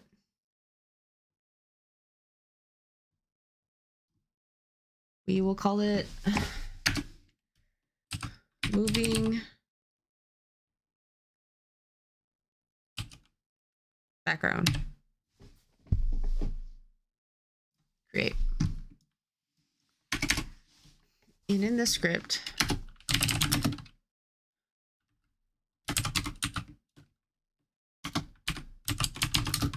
are you using... Yeah, this is GD script.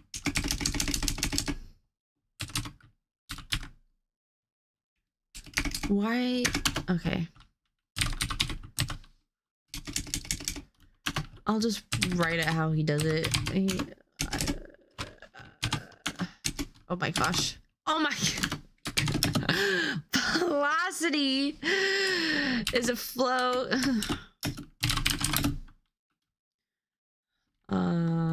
Equals negative 1.5. It would be nicer if you have the clouds as a layer, the pink P background as a layer in the grass and so on. Yeah, so you can like separate them.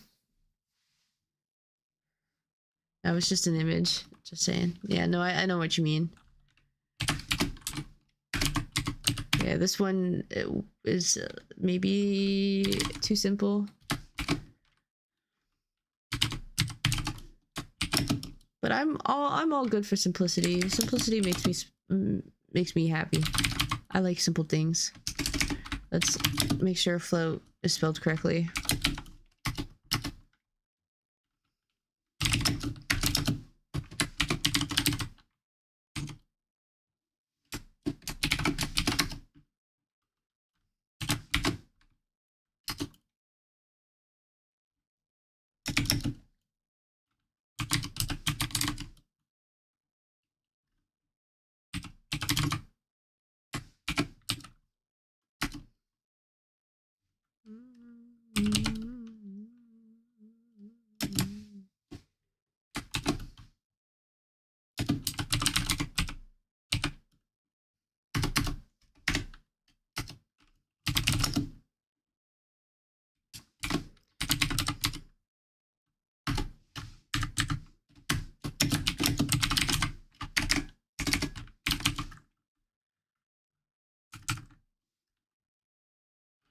Why are we declaring? What is this hoopla? I hope they explain it.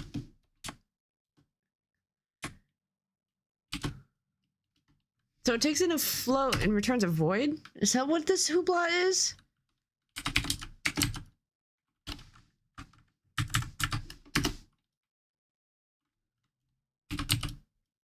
Bunch of hoopla.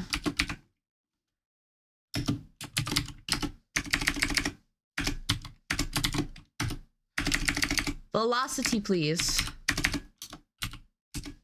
Thank you.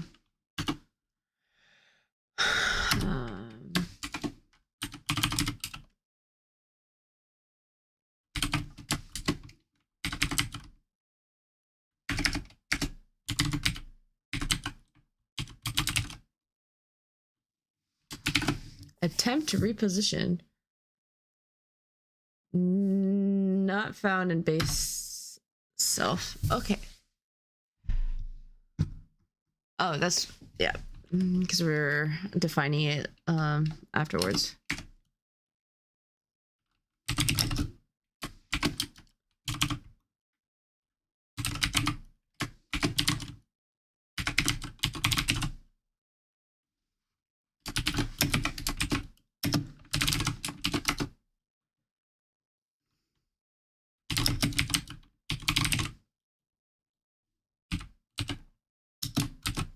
So if X position is less than negative G texture width, don't just reset position to texture width, otherwise there will be a gap. Alright, position dot X 2 times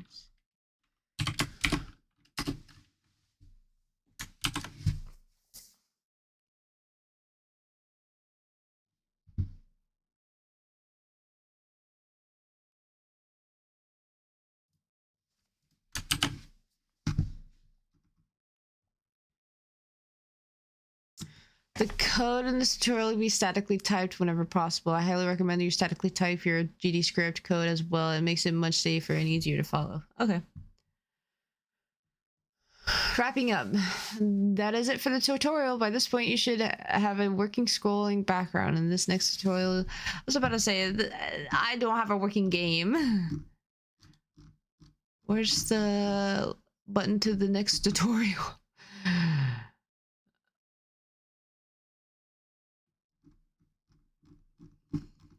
Hello? Which part 2? There's no link to part 2. It would have been a good idea to link your part 2.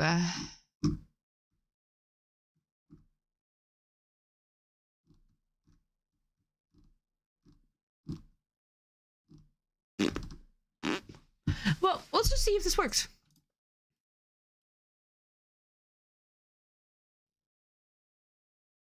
Oh, we need to attach it to this script too.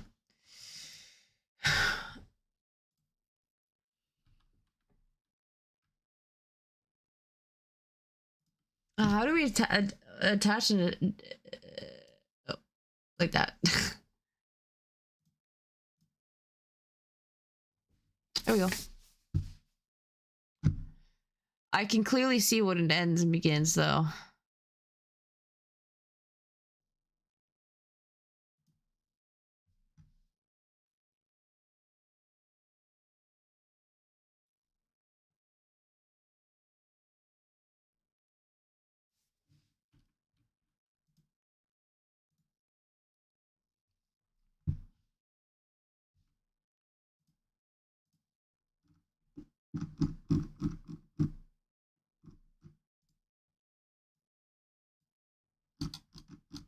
Okay.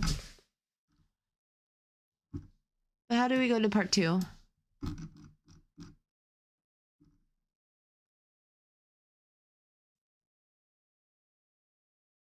Hardcore mode layer sequence tutorial moving in different speeds for the camera. If you could find a tutorial like that, I would be happy to look at it and follow it.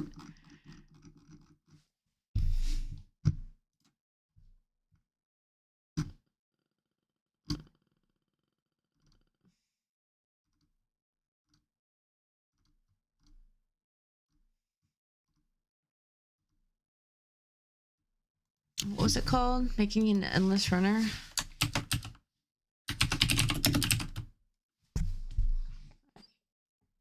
Making an endless runner part 2. Nice. Found it.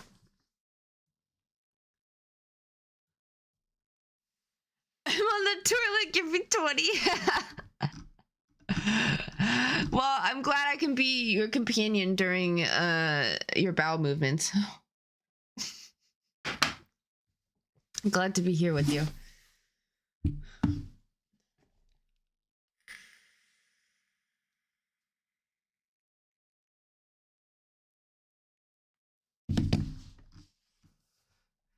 All right.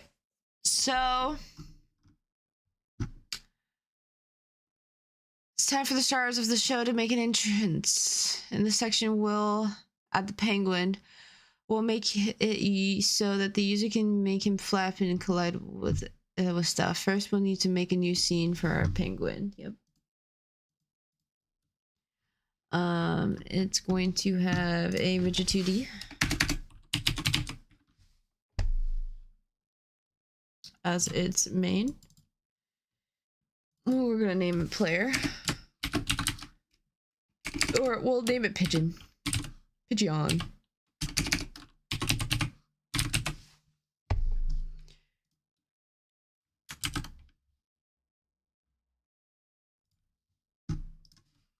We're going to give it an animation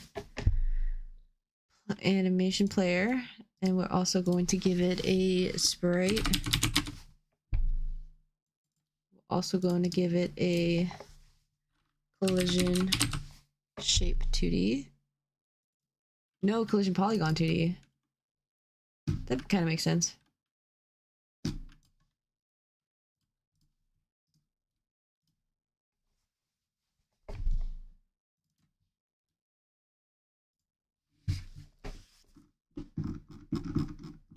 There is our blank little guy.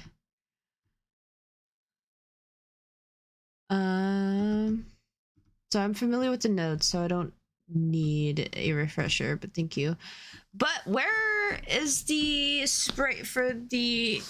Well, I just have to find a pigeon sprite. Pigeon sprite.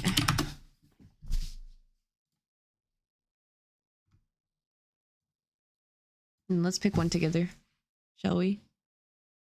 Pixel pigeon.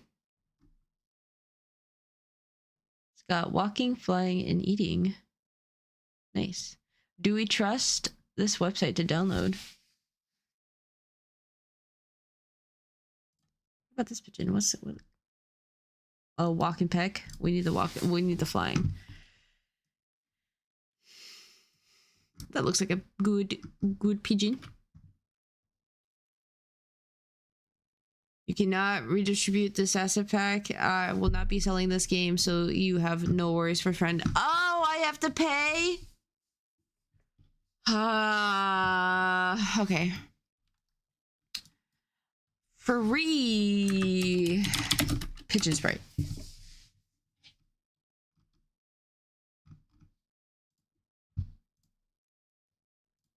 Actually, it just says donate.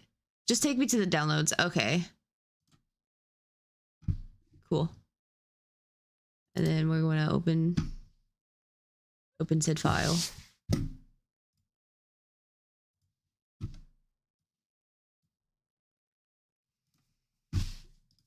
Unzip you.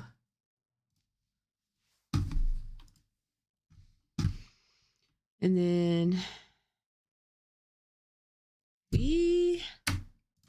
we'll just put all of them in here. And maybe we'll organize this a little better.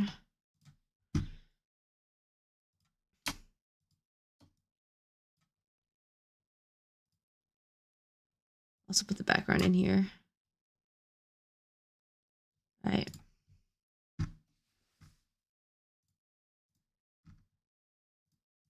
So we got our pigeon. To start, create a rigid body 2D as the root node of the new scene, then add a sprite and add animation player as a children. Oh, that's not what you did.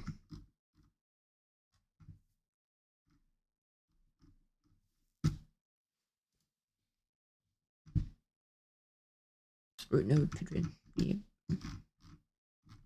Where am I? So I wonder if I can just drag and drop this in here. No. New. Flying.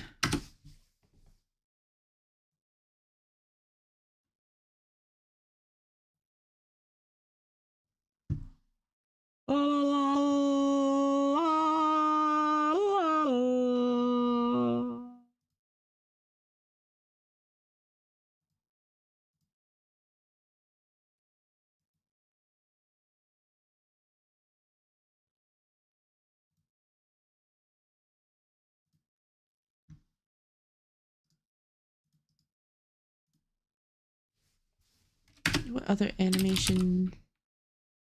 It's an animation tree. Oh, that's probably to do with like animated body 2D. Hmm.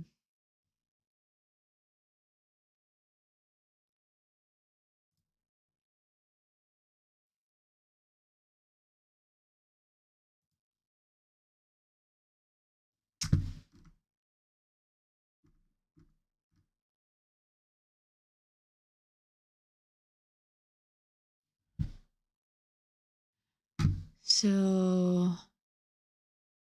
notice in the spray. Sprite. So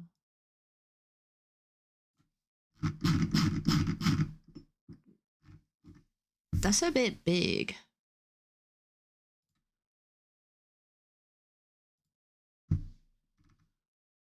I guess not compared to our background. Um. Set the H frames to 3.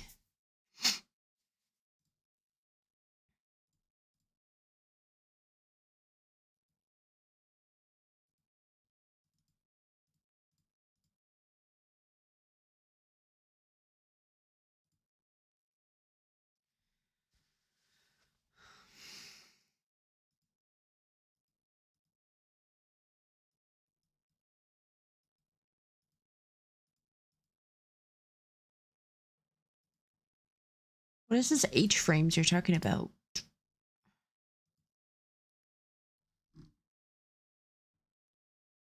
Oh, animation. It's got 1, 2, 3, 4, 5, 6, 7. So 7. Well, I wonder what H frames are versus V frames.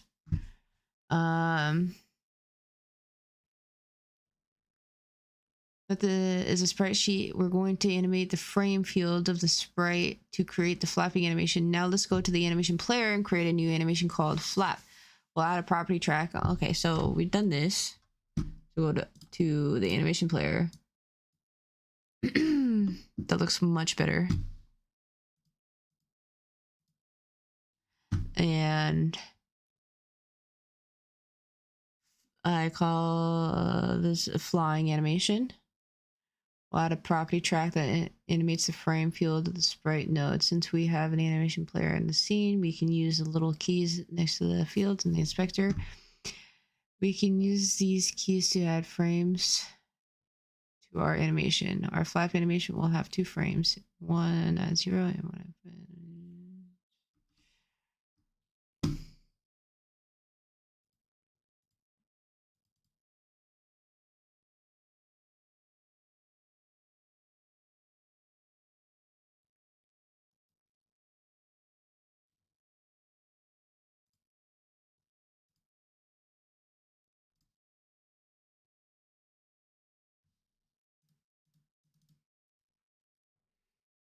mm.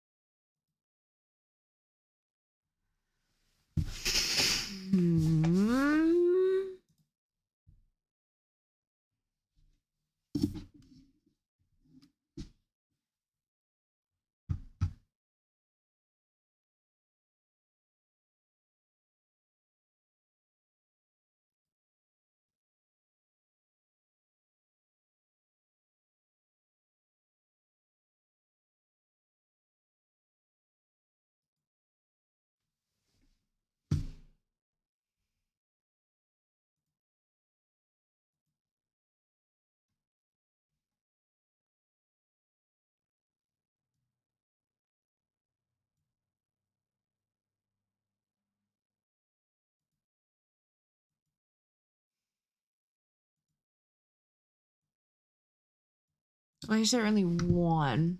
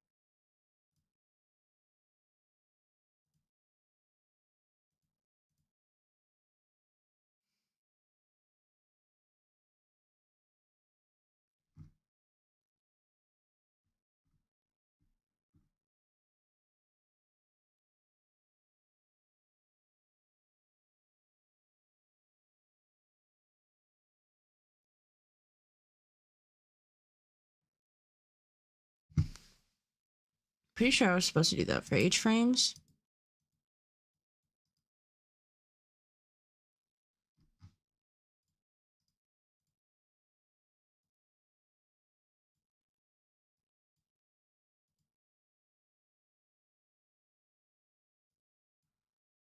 Maybe not. Maybe I was supposed to do that with frame. Do I need to? It doesn't say I should specify the amount of frames there is in, but I'm gonna try that. See what happens. Only gives me one of my frames.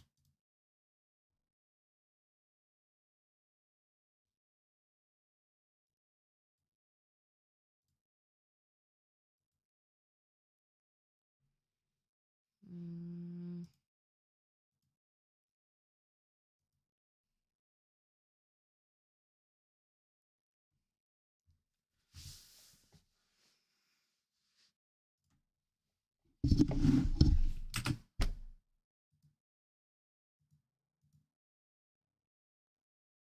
Oh, okay. Oh. All right, I know what I kind of know what I'm doing.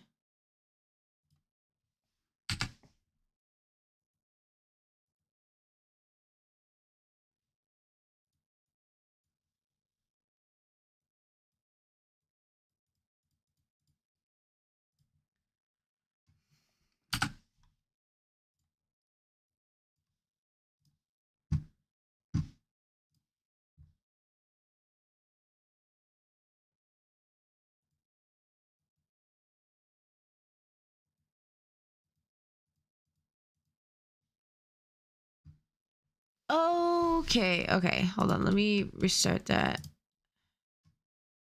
Create. Oh, nope, nope, nope, nope, nope, nope, nope, nope. Start that. Go back to 0. And then put the track at 0. Create. Oh. Oh. Why does that give me...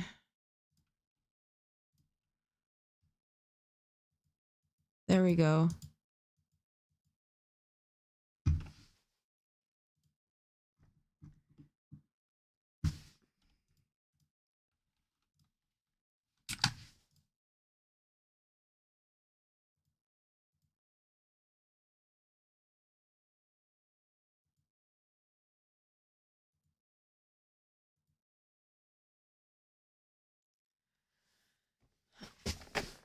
And then, can I just reverse these?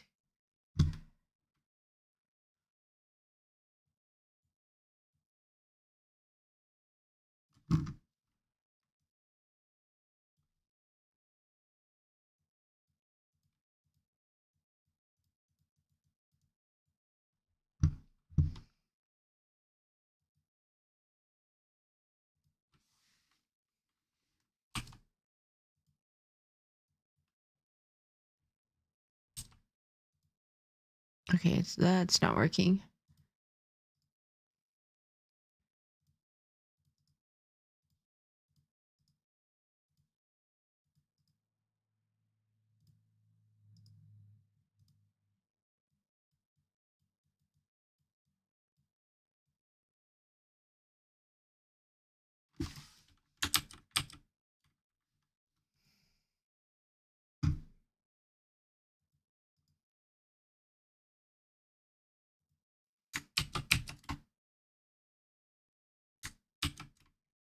Hmm.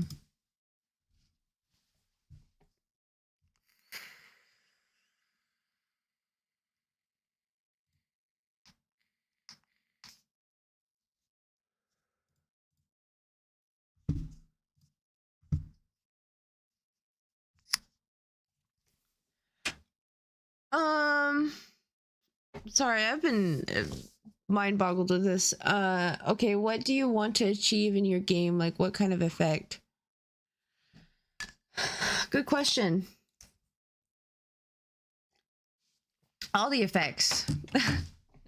I don't know. Can you be more specific in your question? I don't know if I fully understand the question. If you're still here, I did leave you for a couple of seconds. What are H frames? What if I add a key? Nope. Can you give me the 5th frame, please? No.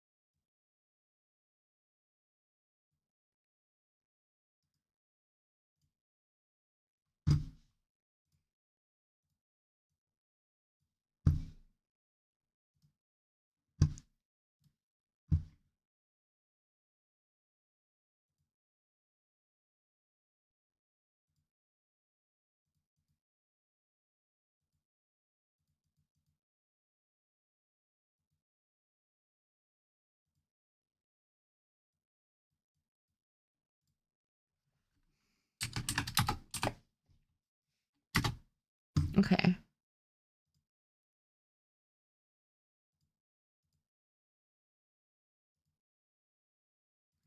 We have a flapping bird. Now let's loop. Make sure that looks good.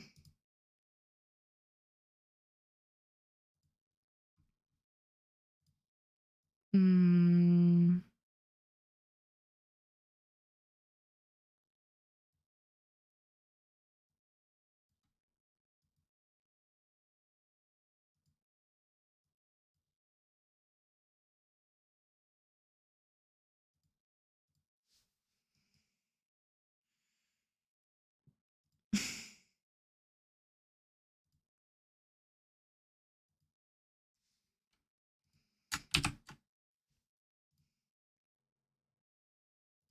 All right.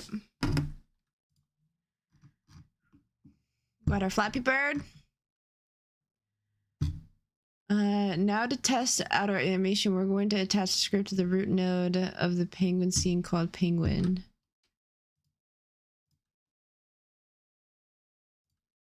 Mine's called Pigeon. Because I'm unique. I'm so unique.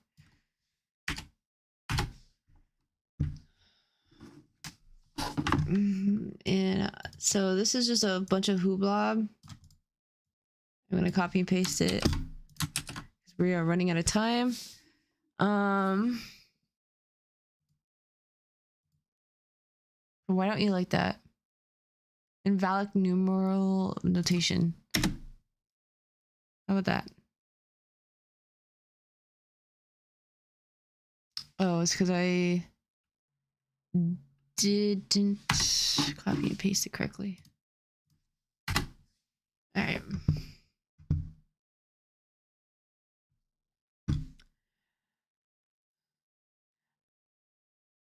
Got some Jack in the Box. Nice. I finished my game. Oh no. it didn't perfectly clip, but that's all right. It just got some artifacts. It's fine. We're fine. Now we're working on another tutorial game.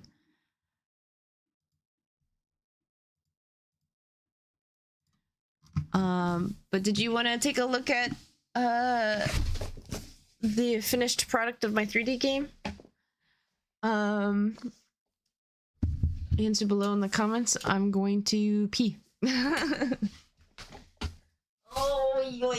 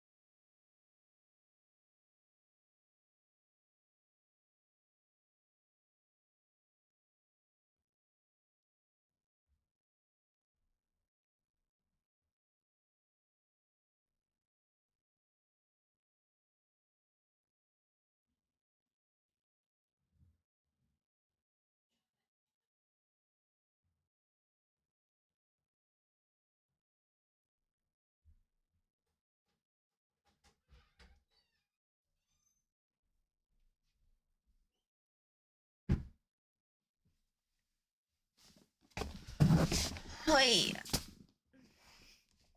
Pubis Lee. Oh my gosh, what kind of name is that? That's a funny name. Yay, of course. All right, let me just open it up real quick.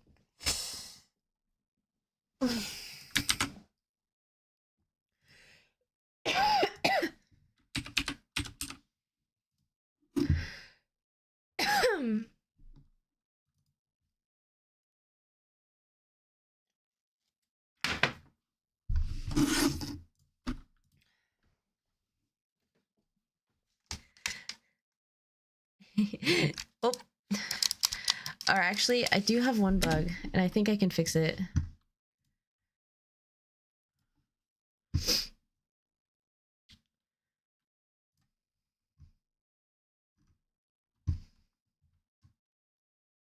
Actually, what is it in the script?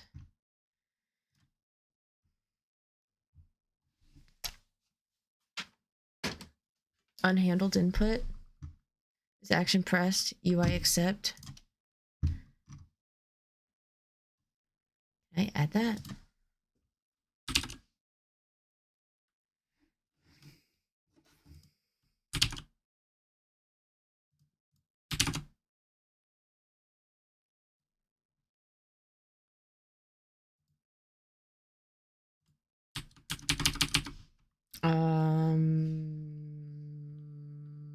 Okay.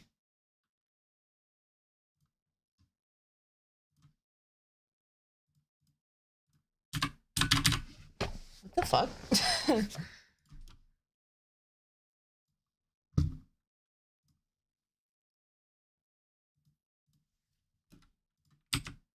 There we go.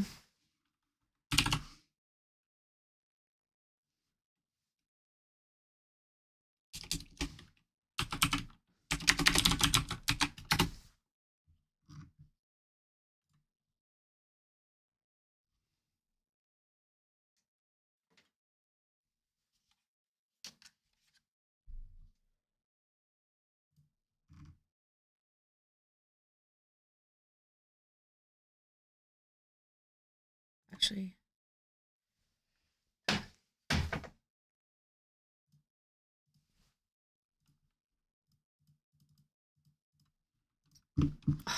Did it crash again?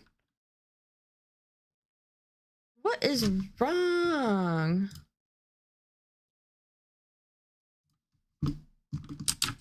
Oh, well.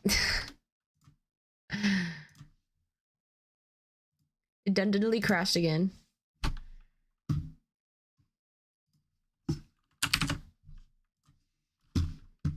Great.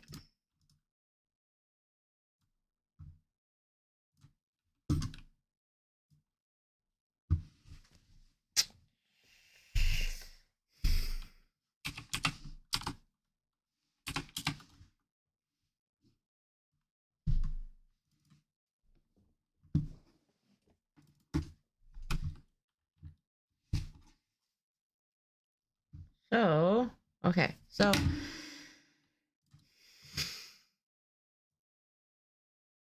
copy this. Project settings.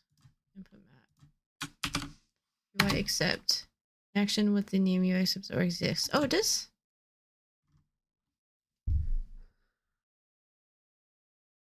Oh, show built-in actions. UI accept. We are going to do this button. Okay, cool. Right.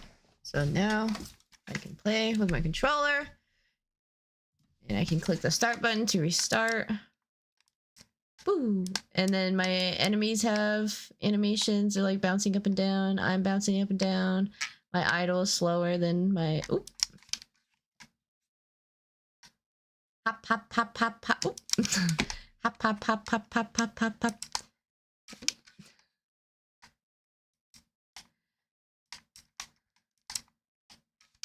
The collision boxes need a little working on. There's some where I'm like, I shouldn't have died then, but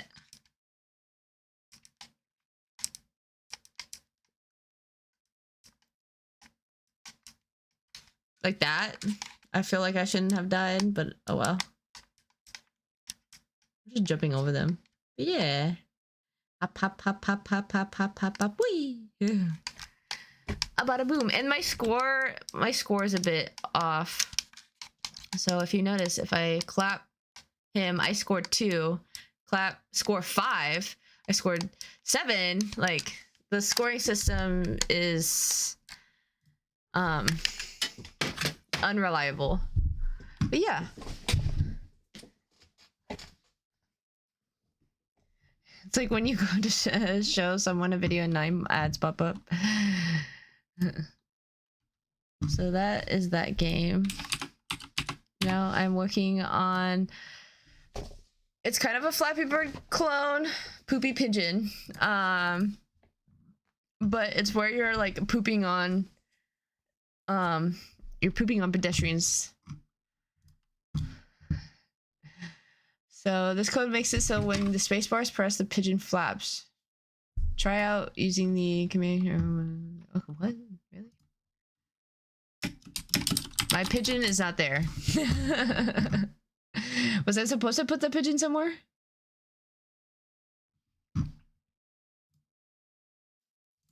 Oh. What do you have a problem with? Oh, I see.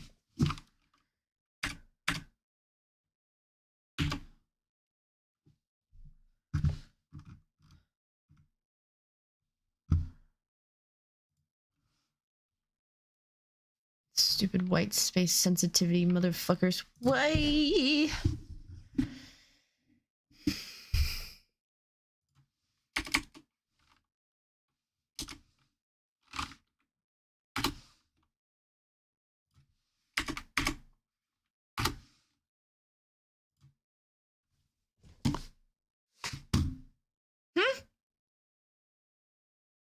Hmm?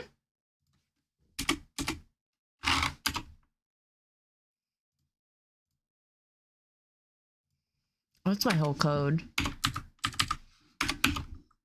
Because I copied and pasted it.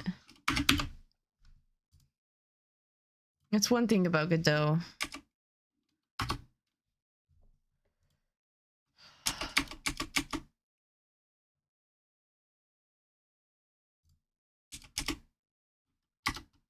Okay. It should be fine. Oh, there was one space.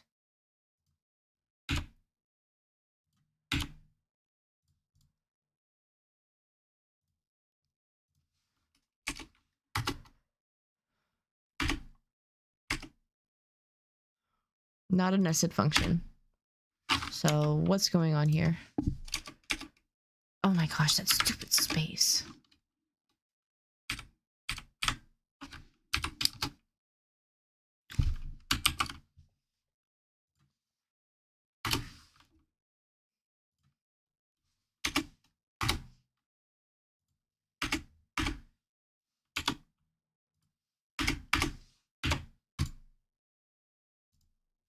There we go.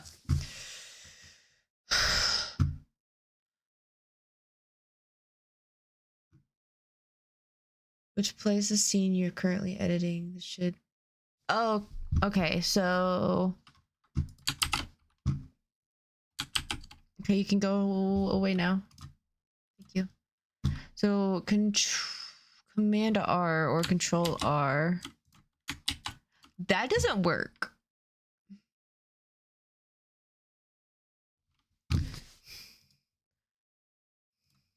Can't I just do play scene? Play current scene. Is there a play current scene button? What's this one? What's this? Oh, the bird fell.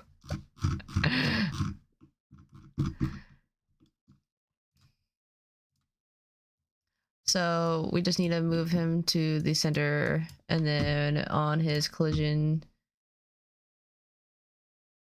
Right, it's the collision that has the rigid body. No, the rigid body has a rigid body, and it has this gravity. Gravity scale 0, 0, 0.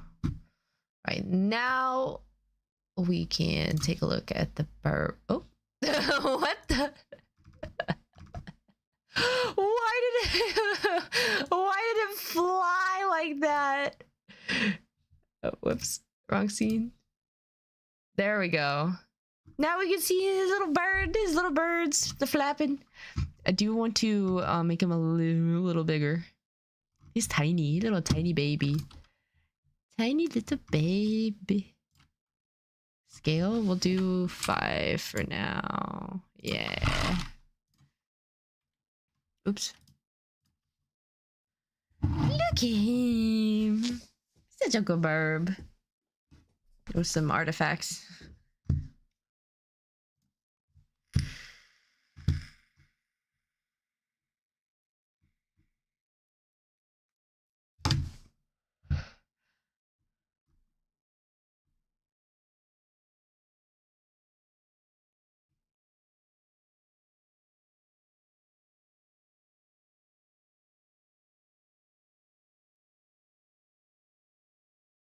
So the pigeon is supposed to jump. Null instance of null instance. Yeah, the input. We need to...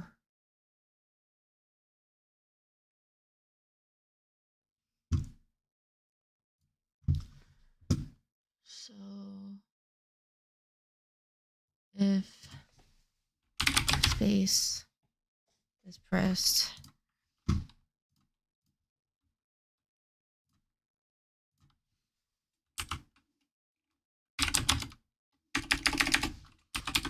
we'll call it jump. And then... so we'll change the name here. If jump.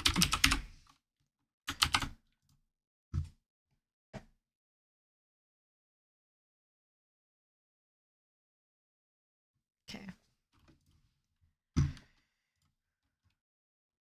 So now it should jump. Oops. Wrong scene. No?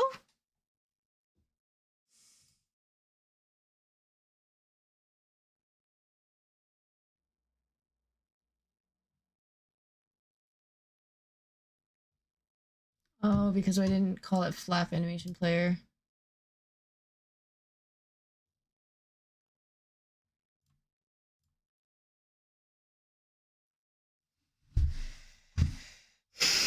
We just called it animation player.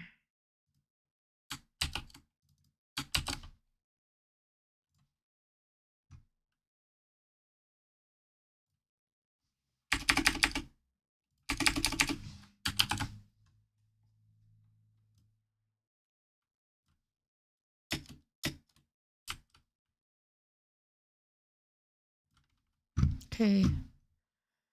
Well, we could turn gravity on. But it would make... If we turn gravity on, but our mass to 0, what would that do?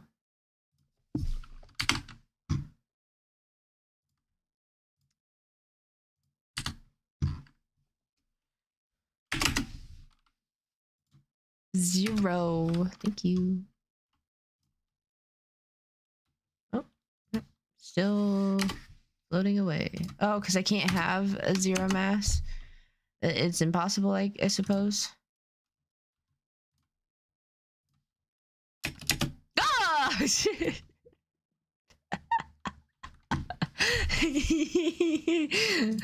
Wee! Okay, so when I jump, the animation stops. And then play the flap animation. I'm assuming this is the animation it wants to play, and this is for how long?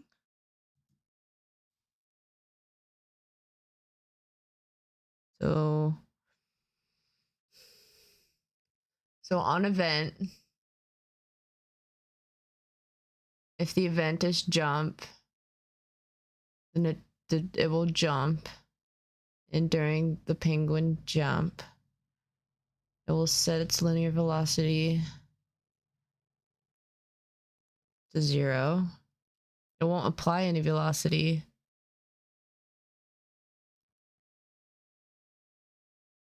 It will send an up impulse and then stop its animation and then play in one specific frame. Okay. Great ASMR vid, by the way. Oh, you think so? I was terrible. I felt like the audio was crap. I didn't test any of my audio. I just wanted to really get into the slime. The purple one, I had to put in this jar because it just got so fluffy. It's so fluffy. It's so nice. I want to low-key play with it right now, but it requires 2 hands to play with it, and so I'm a little busy at the moment. I'll play with you later. But it smells so good.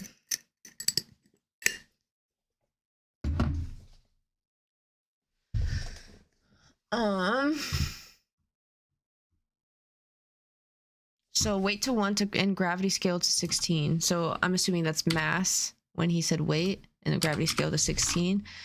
What would that do?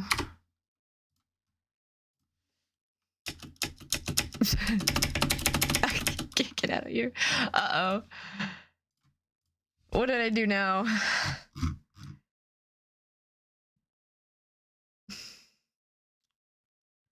Flap is not found.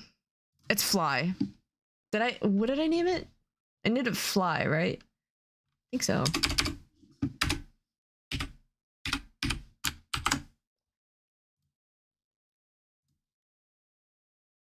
Flying.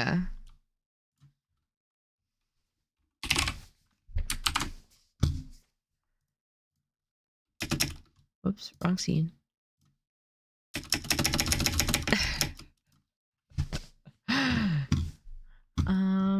Okay. Some parts of the audio didn't pick up, but honestly amazing. I'm one of those people that ASMR does affect and is able to put me in a trance. Really? I'm not one of those people. I don't really play with slime for... Why am I opening this? My mind is just like, play with the goddamn slime. But I'm more of like a texture person. I enjoy textures. And but it is funny when it makes a fart sound. I do chuckle. I'm just like that was funny. Okay. Anyways, so I feel like gravity, the gravity scale 16 is too much. Let's do 1. Let's see what happens with 1. Oops. And let's like put you up here so you have at least a bit of a chance to fly.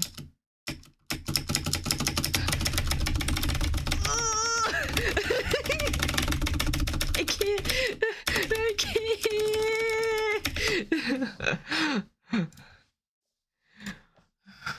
Up impulse. Can I set this to 5 and see what happens?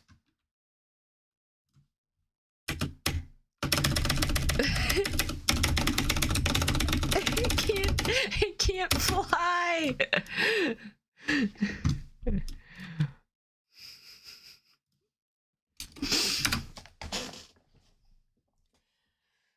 Linear velocity, X and Y. So let's do -5. Because you got to think of upside down, right?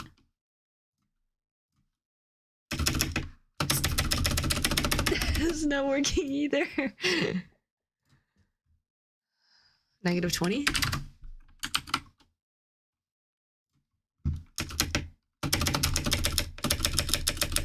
Nope. Okay. I'm messing around with numbers I do not comprehend. Apply central impulse. Up impulse. So that's the Y. So let's do -5.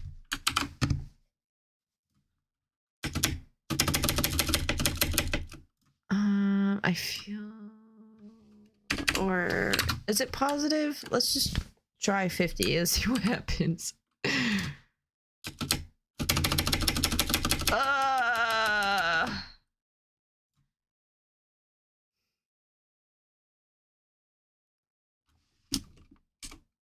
-50? Oh, it doesn't do anything. It's okay. I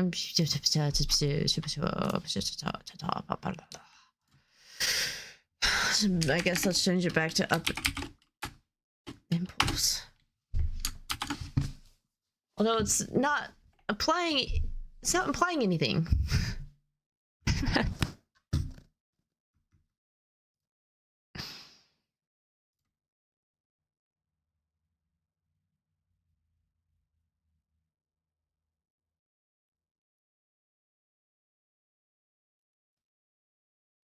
It's not what I want. Okay.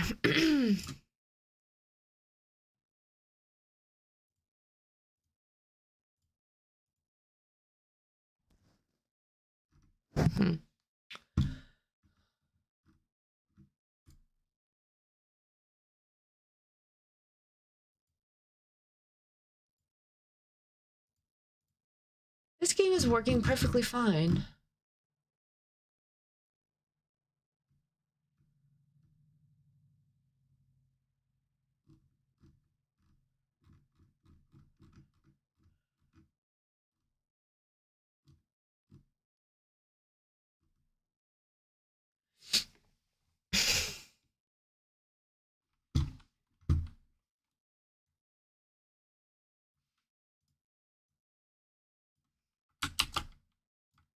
I'm gonna ask for ChatGPT for some advice.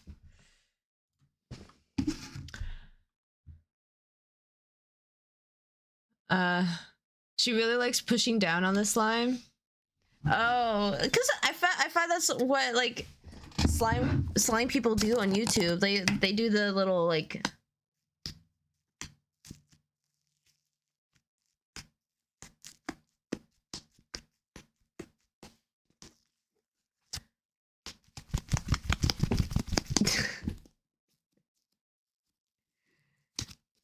Now I just want to play with it. Stop distracting me. Stop it.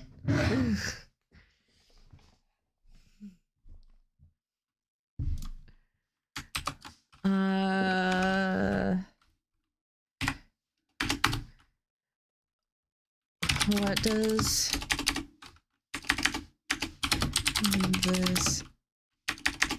this Godot, which is GD script mean?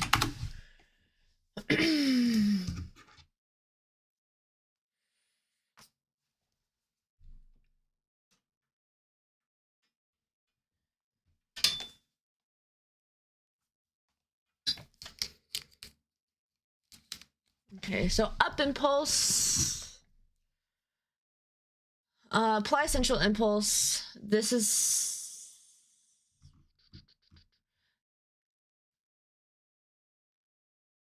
it implies apply an impulse to a physics object. Impulse are typically used to change an object's velocity. In this case, apply central impulse is being called on some physics object to apply an impulse to it. Vector 2, 0, comma, up impulse. This part of the code creates a 2D vector using the vector 2 constructor. The vector has two components, the x component, yeah, 0, and y component, yep. And no horizontal movement, but the up impulse for the y component means that an impulse is applied to the upward direction. The actual value of up is not provided in the code snippet, but is likely defined elsewhere in the scripted. No, it's not, though. Okay. No, it is.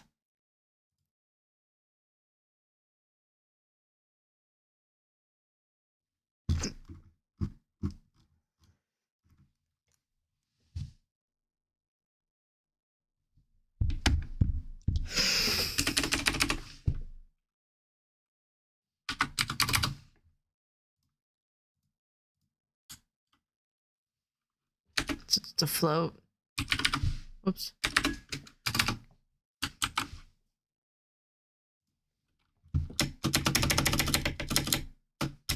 It's going up a little bit.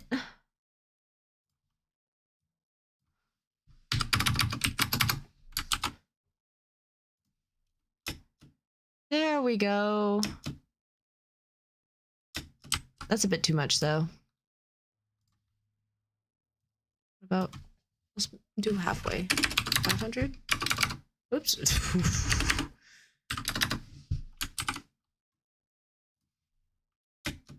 There we go. I'm flying.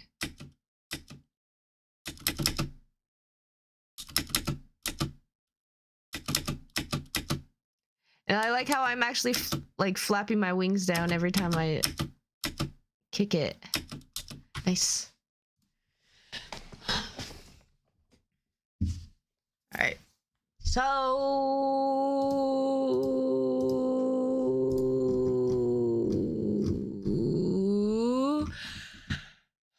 fly little birdie. Now we add it to the main scene. The easiest way to do this is to drag Penguin from the file system explorer directory into the main scene. So main, we give it apart. We do Penguin, drag him in here. Drag him in here as a child. Move him right here. And then we can push play. And we have a little birdie on screen. With some terrible, terrible clippage.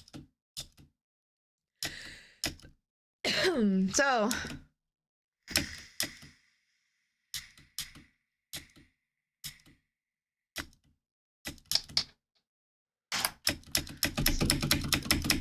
we need some collision so it prevents the bird from leaving the screen. Whee!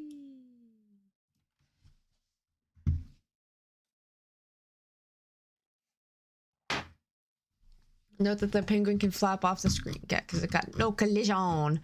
Now that our penguin is flapping away, it's time to add collision. First, we needed to add a collision polygon 2D to our penguin scene. We did that. You told us to do that a while ago. When I first discovered this type of node, I spent a long time meticulously shaping the polygon to exactly cover the texture. Then I realized Godot can do this automatically. Here's what we gotta do. First, note that the process is a little messy for sprite sheets. It doesn't work unless H frames equals 1 and V frames equals 1. So we need to reset the frames to 1. So go to the sprite, do this to 1. We can change this back later. Then while the penguin sprite is selected, go to the penguin sprite, click sprite, and then select create collision.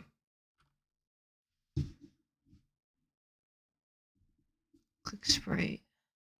Go to the top. Top of what? Right here? Create collision polygon 2D.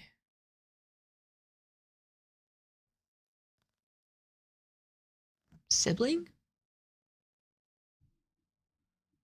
It just says, oh yeah, create collision polygon 2D sibling.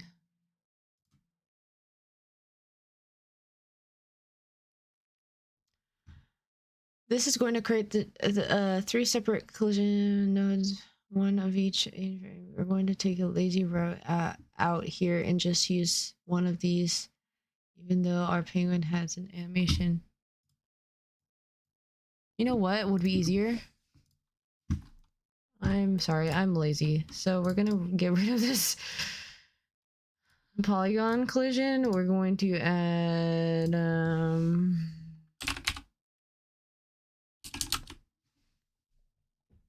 collision shape 2D.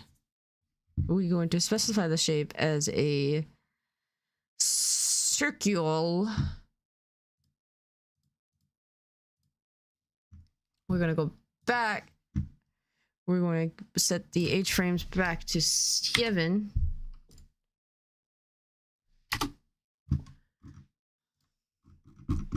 We are going to stretch this out. Well, what is happening? Whoa. Okay.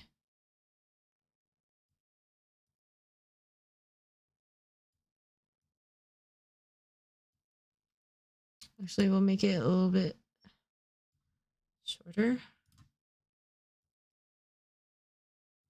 So like it aligns with the head and the feet. It's pretty darn close. Put it right smack dab in the middle of it, and there we go. Collision done. None of this fancy polygon shit. Unnecessary. And I am using different sprite sheets so that it might be treated differently, so I'm not gonna waste my time doing that.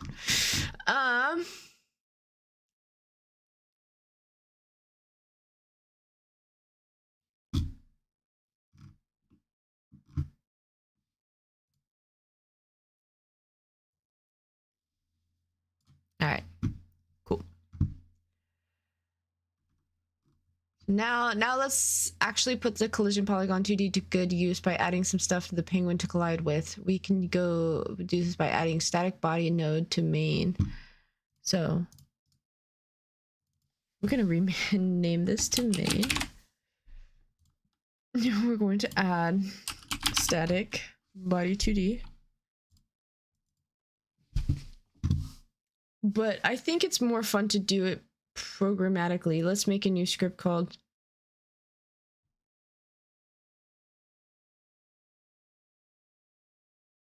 okay, so screw the static body. We're going to go into our scripts. Just kidding, we're going to add a script to main called main. Go into our main script. And then we are going to Not yoink, because then I'm gonna have to deal with a bunch of white space. So unfortunately, I'm going to have to write these by hand. So function ready. My foot is falling asleep.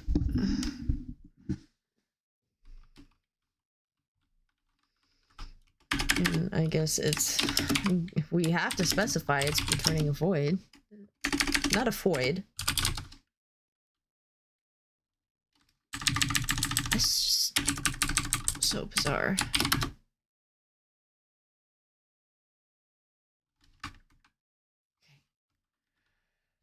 So add, so this is going to be our top wall.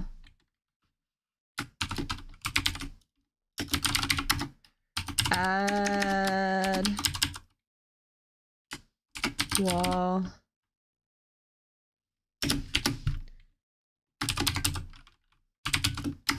vector 2 0 -10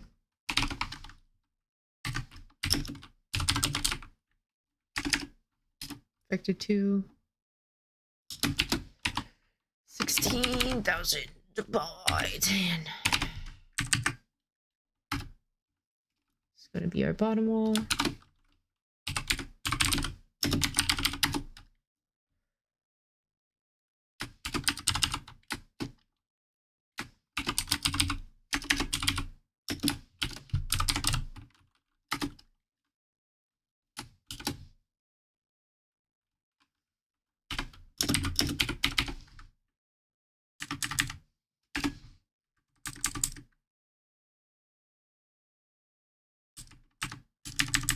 My code looks ugly because I'm not being concise.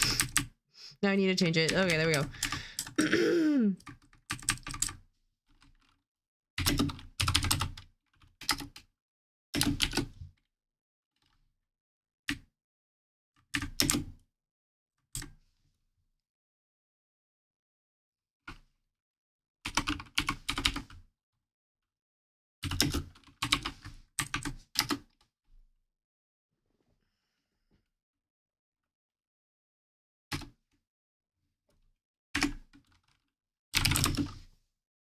Why? What are you mad about now?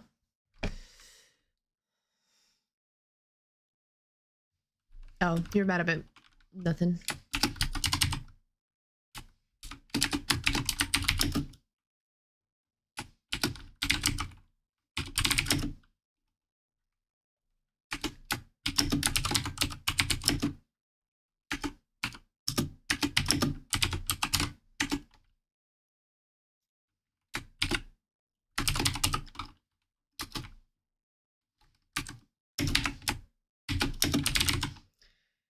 Sir, you write really ugly functions.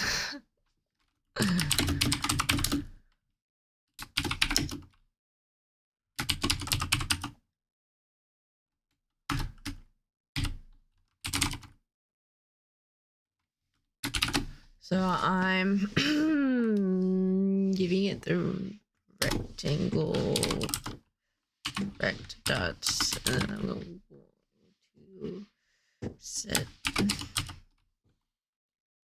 extents.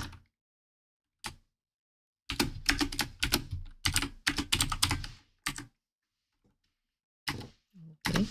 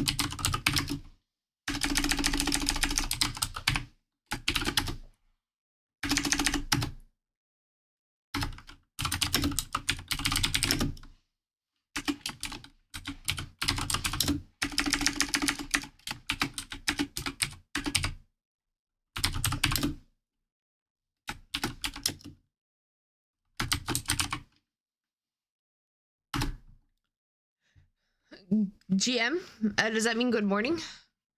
Nomad verse. Hello. Right now it's 7:30 p.m. for me, so I'm gonna come at you with a good night. It is too late for a good morning. I guess if you are a night owl, maybe. Object, position, equals position. Collision object started. Child collision shape.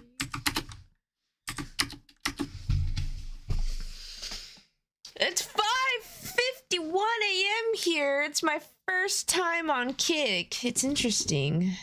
Coder people, nice. It's your first time on Kick and you decided to go into see what the game development.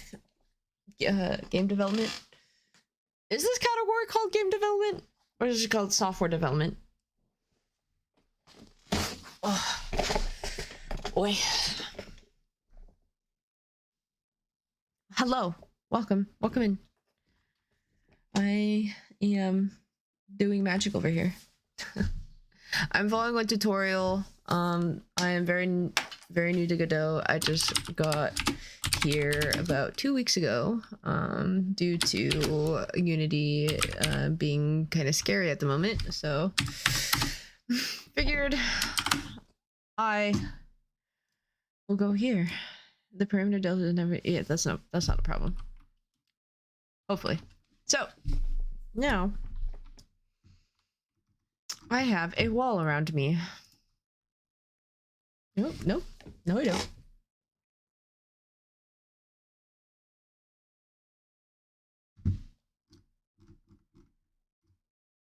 You're right. No,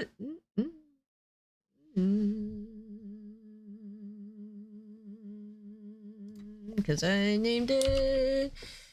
I like to spell collision wrong. Yes, I do. Yes, I do. And I spelled it wrong everywhere that I used it. Right.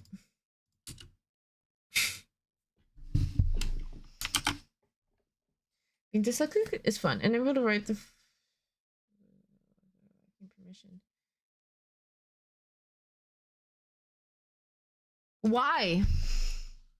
Yeah, you know, I never had an issue beforehand. So, oh, it was because so the game was still playing.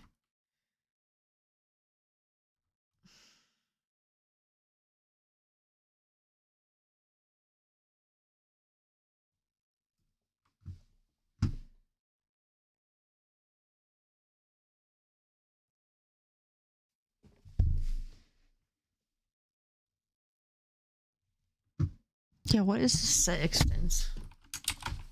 Oops.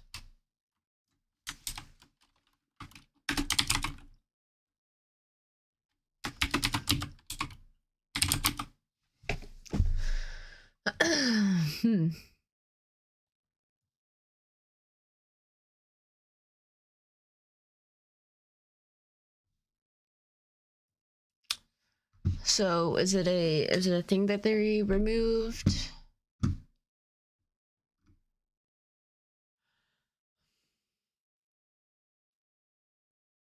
I'm interested in metaverse.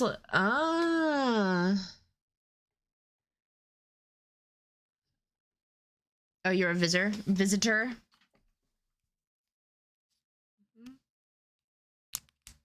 Well, you can visit me anytime. I am a baby dev. I'm very new.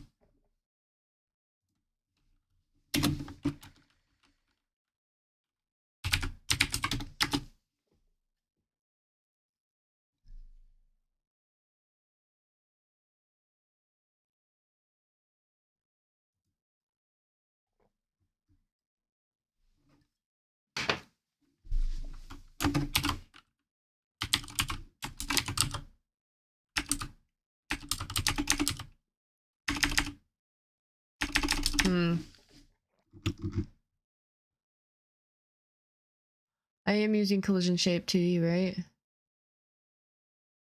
No, I'm using node 2D, but it's pulling from rectangle shape 2D.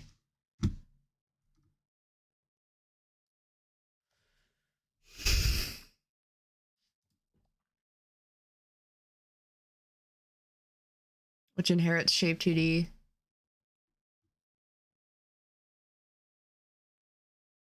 Usually used to provide a shape for a collision. Yeah, but who's your children? Do you have set extent in your library? Like what?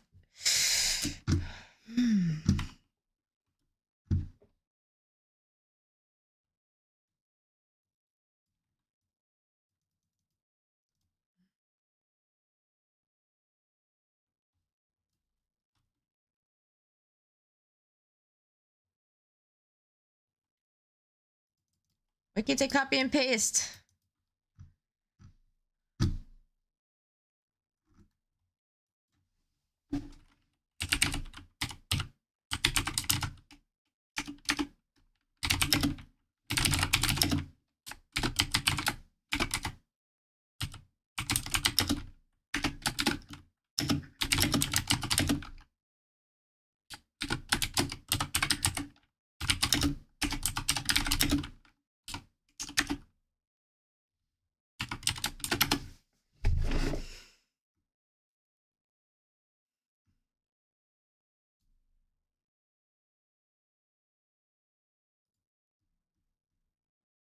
Okay, cool. One of the biggest change from 3 to 4 is renaming a bunch of nodes and functions and property names. Nice. So it might not even be set extents.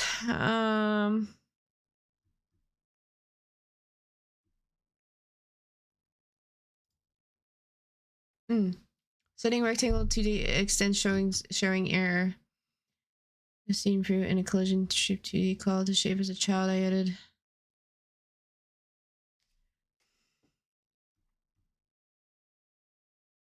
Shape extends.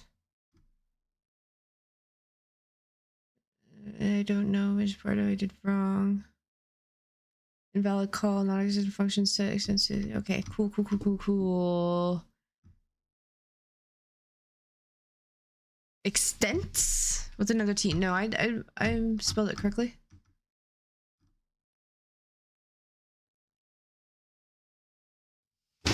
Oops. Uh-oh.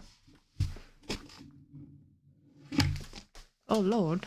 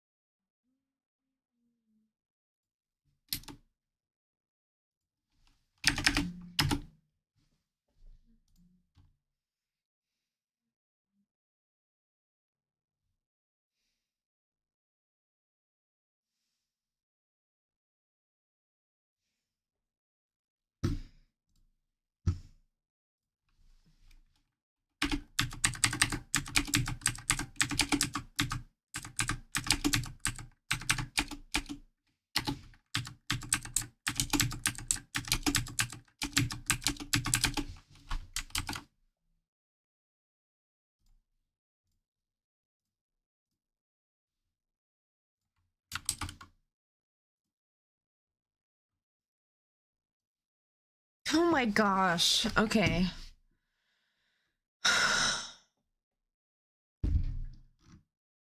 Hmm. Is there any notes?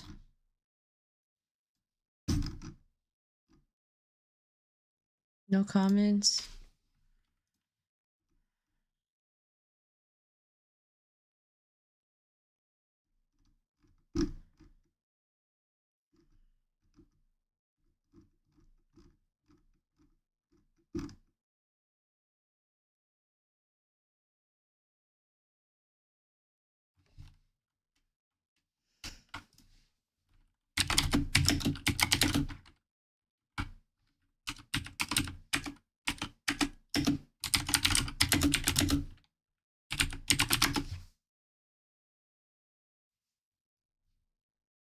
Hmm.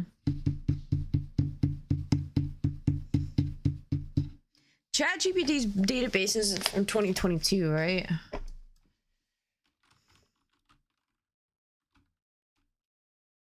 So I can't ask it.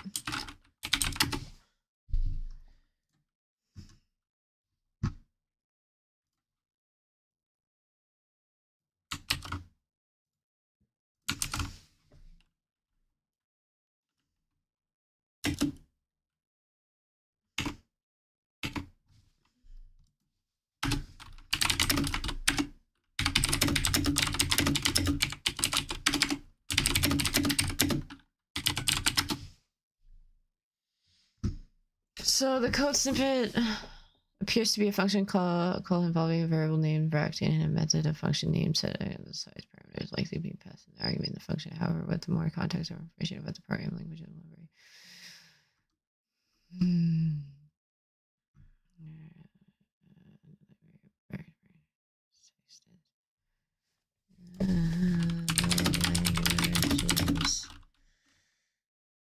GD script.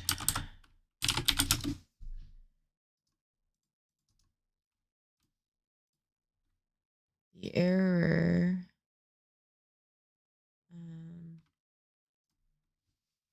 The error is non-existent. Non-existent function. Oops. It's lying. Error typically means that the function you're trying to call actually the case does not exist in the object you're trying to solve the issue. You should check the following: check the object type. Appropriate type of class should be set since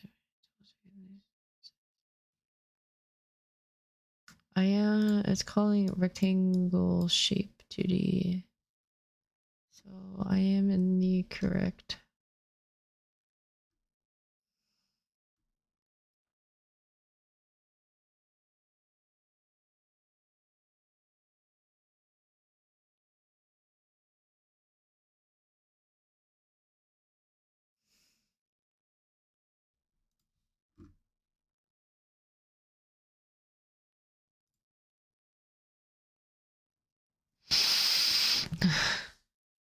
It's lying.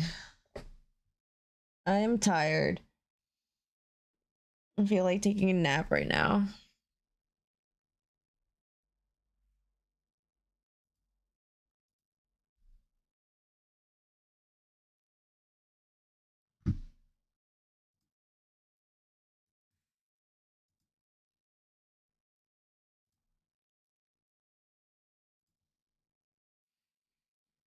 Hmm.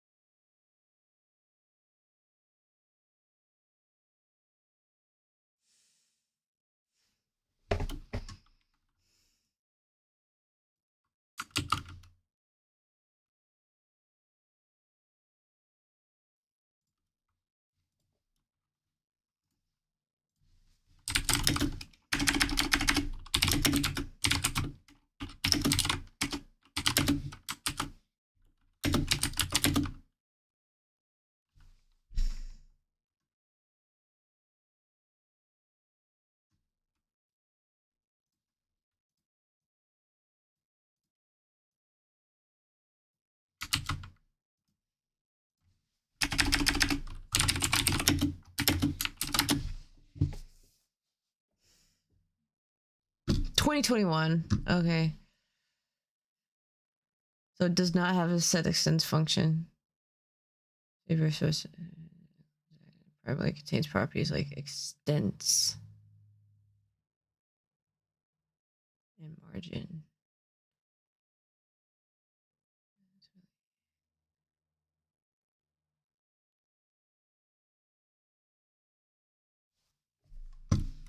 Okay.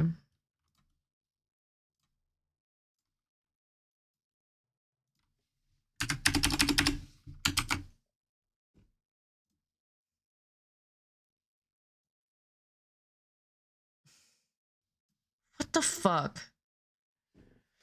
Everybody's lying to me.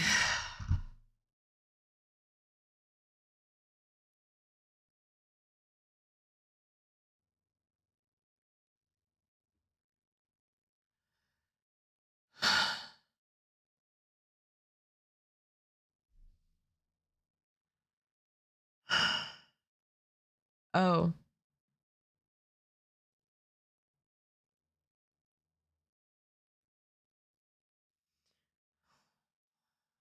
What size?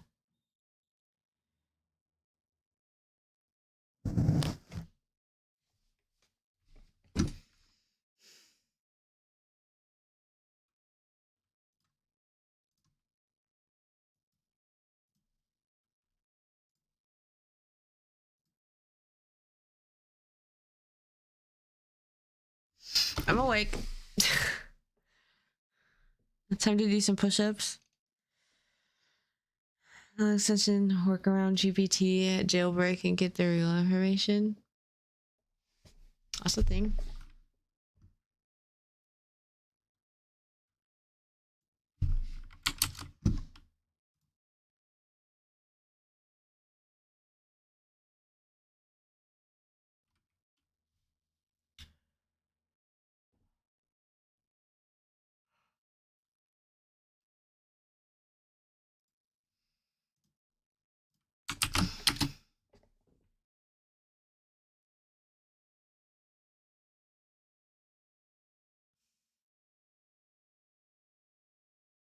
Oh, you're jailbreaking. Oh, ChatGPT. Oh, okay. I thought you were talking about Godot.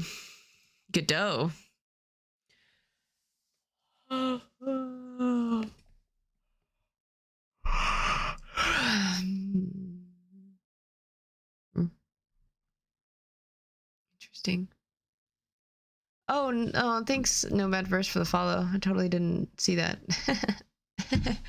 But anyways, all right. So we are coming close to the end of my stream. I'm gonna cut it a bit short today because, like, I am falling asleep. I am tired. Do you see it in my eyes?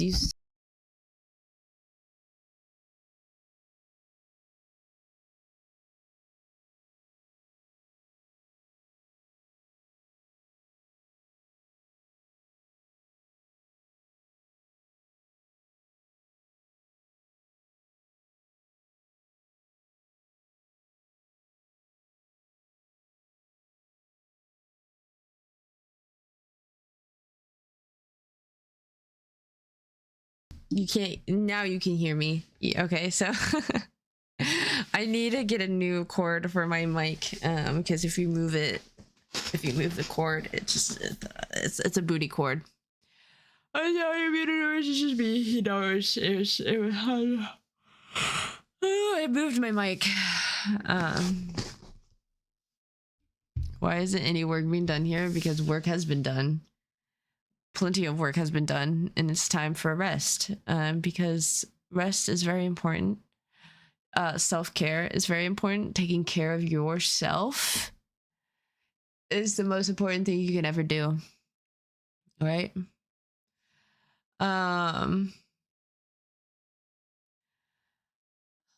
There's this one video on YouTube that I saw, and it was like, well, you know, life isn't easy, but as long as you wake up and feed your body and exist. That's all that's all what life is, you know, that what life wants out of you, to exist, right? Self-care is chugging 3 4 locos, not 4 of them.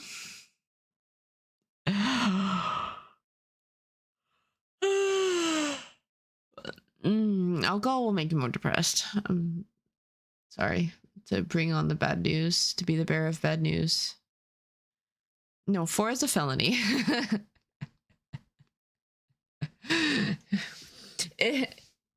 Once you have drank, I can English. Once you have drank your 4 loco, the SWAT team shows up out of nowhere to SWAT your house and arrest you. Yep. And then gathers all the evidence of all your 4 loco cans, 4 to be exact, because they need that evidence, right? And then you get charged with a felony, and then no more 4 locos for you. But anyway,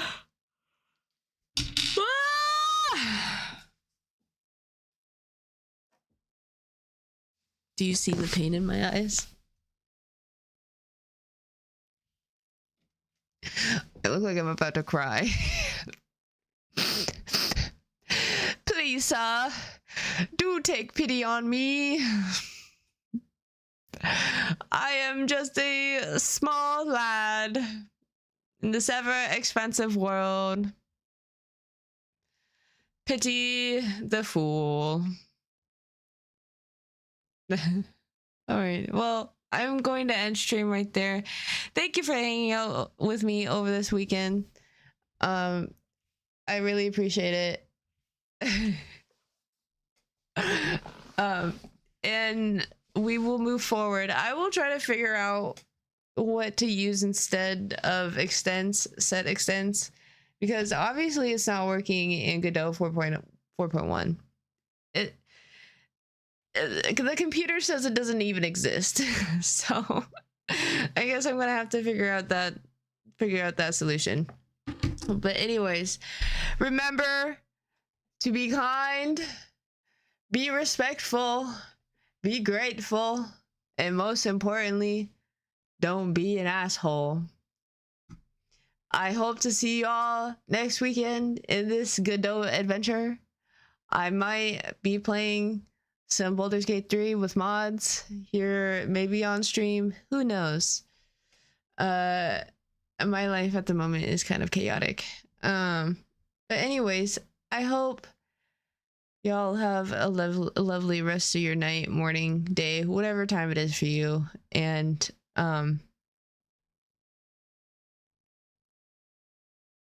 be good.